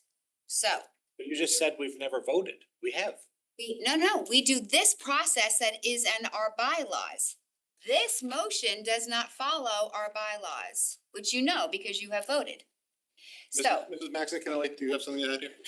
A couple of things. First of all, I've now done through this 3 times, and 3 times, the motion does not parallel what the bylaw says. The motion is something like this, although this part about recusing hasn't been in there before, but I don't care. But the 3 times that I did it, I then disclosed verbally, and the disclosure was not in the motion. That was something which I simply did. so this is not a blanket item that, like, you're disclosing something right now? I am, We're voting on that right now? yes. I don't understand. I did not understand any of this whatsoever. This was written as if you were just asking us to get some, like.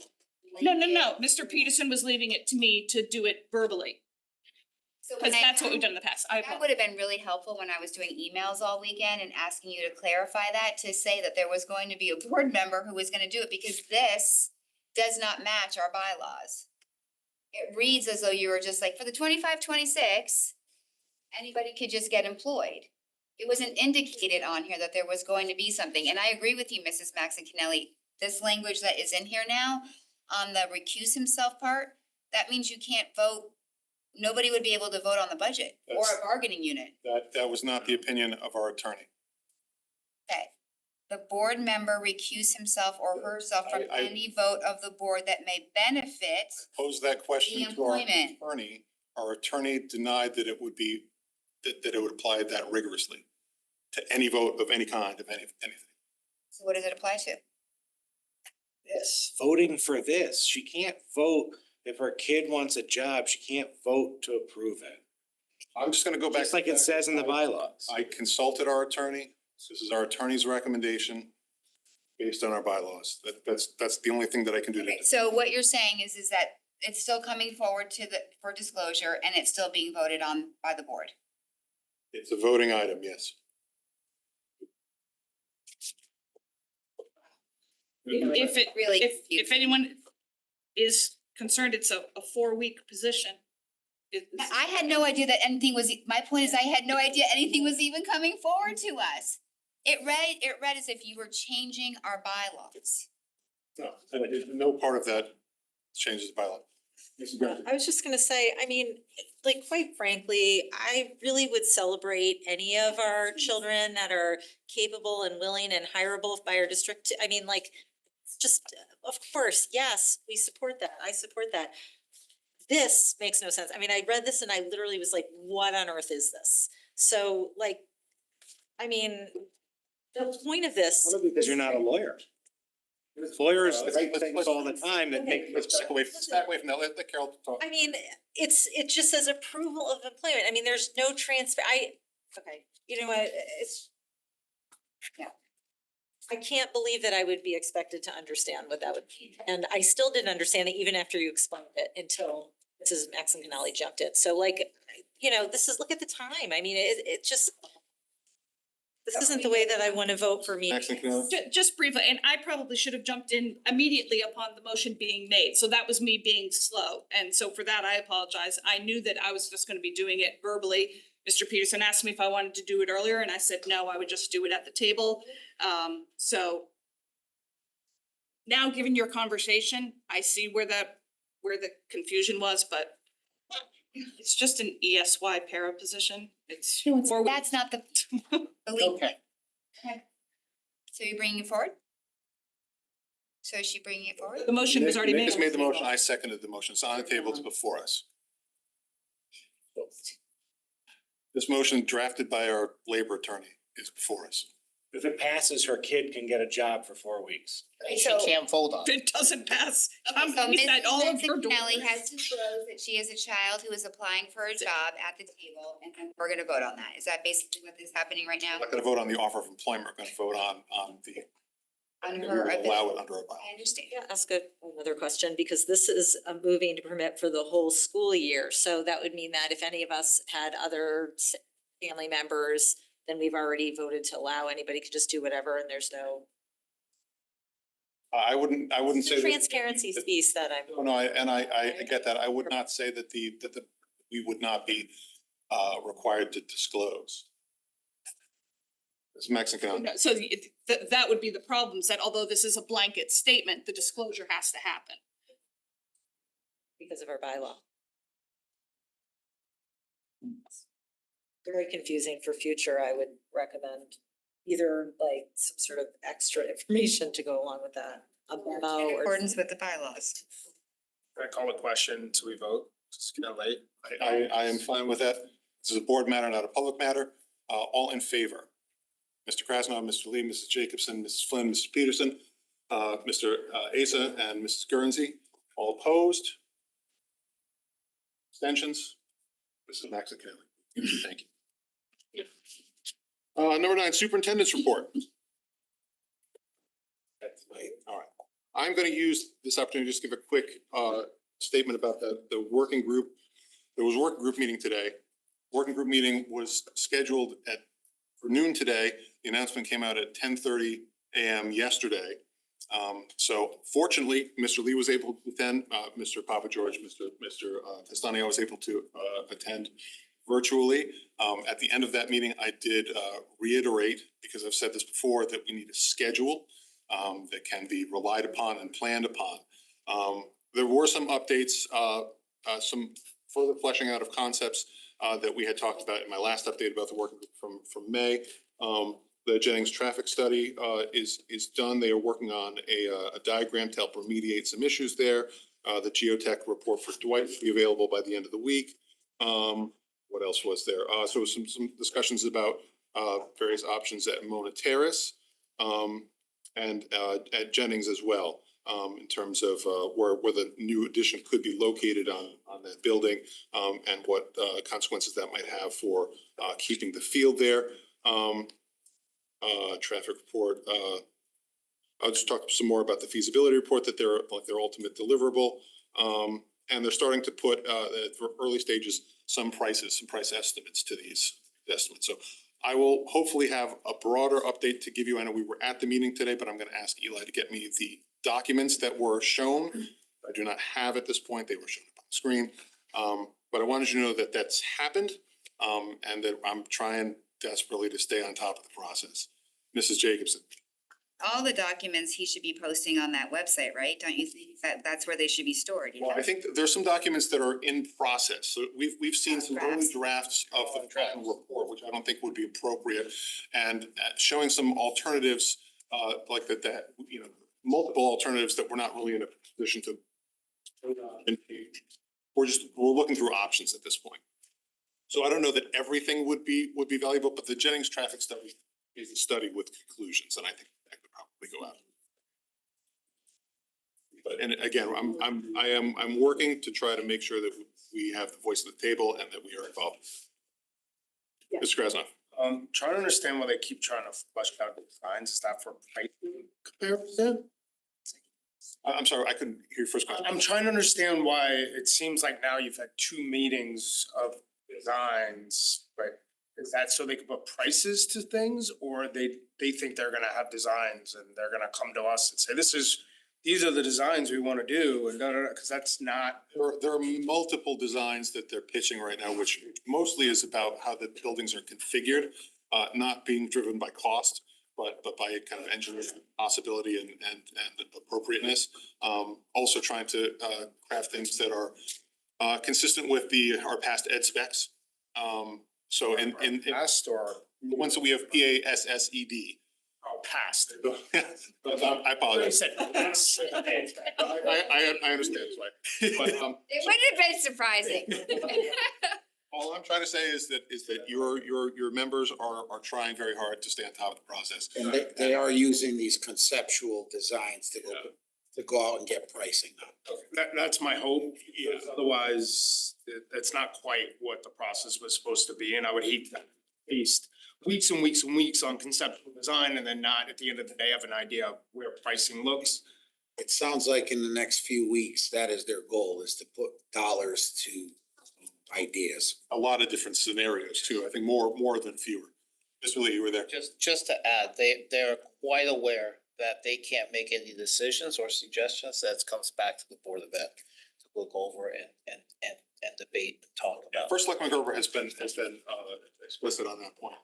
And I'll reiterate too that, the last I knew, they were talking about mid to late August to get us this final report. So just as soon as I have an idea of when that's going to be, I will let you know, in case we need to schedule an additional meeting to start that process of talking about it. But I am getting the information out as it does. The committee liaison reports. Oh, Mrs. Max Kelly. So first, as the board heard me say earlier, policy will be having a special meeting tomorrow where we're taking up our student internet use and use of technology policies. It's those are the only two agenda items, all right, and minutes. So hoping to make some good progress through those.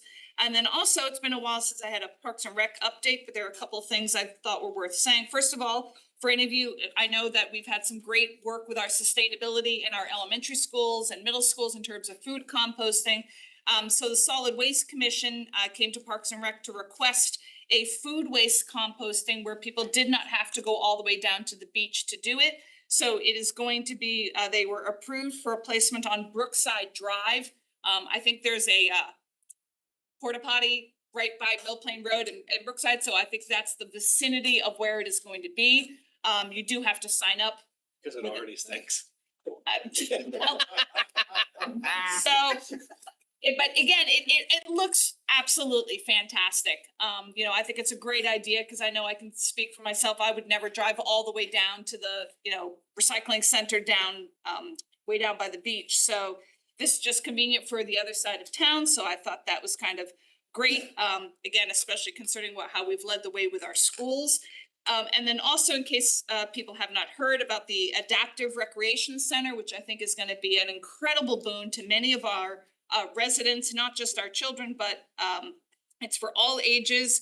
Hoping to have it opened by December of 2026. They had a recent town hall. They had over 60 people show up, which anyone who knows, when you put out the all call for a town hall, you're never sure what you're gonna get. And they got, again, over 60 people came out to give comments and feedback, which was really valuable. So that's gonna be, fantastic when that opens in the old former pilot house. And then finally, especially to the parents of, well, I guess everyone is gonna receive this now, that the Parks and Rec brochure going forward is going to look quite different. Again, Anthony Calabrese has gotten the promotion to be Chief of Community Services. So he's kind of broader oversight, and the brochure is gonna reflect that. So that the brochure will not only include all of the youth camps and everything else you've ever seen, it's also going to include senior services, I can't read what I wrote here, transportation issues, financial assistance to the elderly. It's gonna be a much more comprehensive brochure, so you'll see that coming out when they put out their fall brochure. Tracy, Interesting.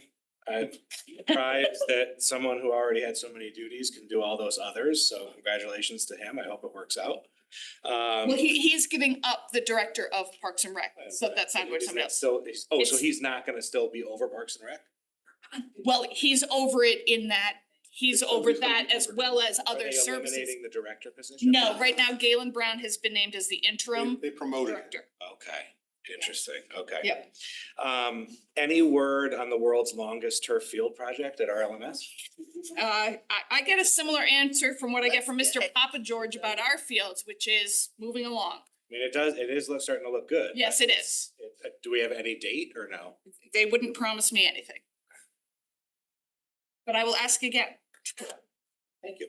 Yep. Mr. Flynn. I just want to give a quick update for Fairfield Cares. It's actually tease off, which I'm hoping that the vigil was approved last week, but Fairfield Cares is bringing back commemorating National Overdose Awareness Day on August 31st. As a part of that, Fairfield Cares is teaming with Parks and Rec, FPS, a whole host of stakeholders in the community to not only have a vigil, but also a whole week of action and get as many people Narcan trained as possible that week. We were made aware that none of our lifeguards are Narcan trained, our Parks and Rec staff, our senior staff at Mona Terrace. So we will be pushing that information out over the summer, which is a hard time. So we'll be leaning a little bit on the town and FPS to help us get that out. But Fairfield Cares is very excited about that. Mr. Jacobson. For facilities, I'll just give a brief. Mr. Testani, we've been working on the relocation issues in case of a renovation. To piggyback off your items, there was two things this board was asked for, was the ed specs and then what would be relocation so that they can add those costs to a renovation piece. So Mr. Testani shared us three options at our meeting. I think, did you post those to the website that day after our facilities meeting? So they should be available. And then Mr. Papa George, we were working on getting estimates to Mona Terrace for the ECC part, if it was gonna be used for a permanent relocation site, and other estimates that pertain to that in terms of busing and things like that. So that is being worked on.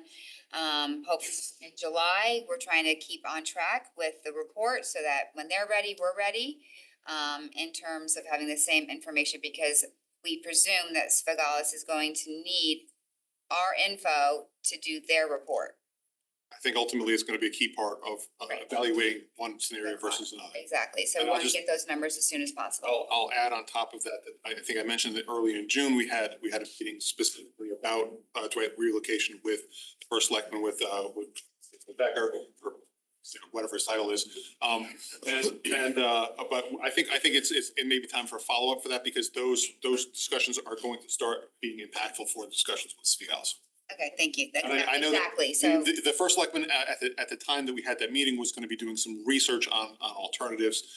So I need to find out what the status of those plans are. We asked today after the meeting, concluded about those options and nothing. So instead I need to write an email saying you need to start doing this work. Correct. I will do it. So what was that about?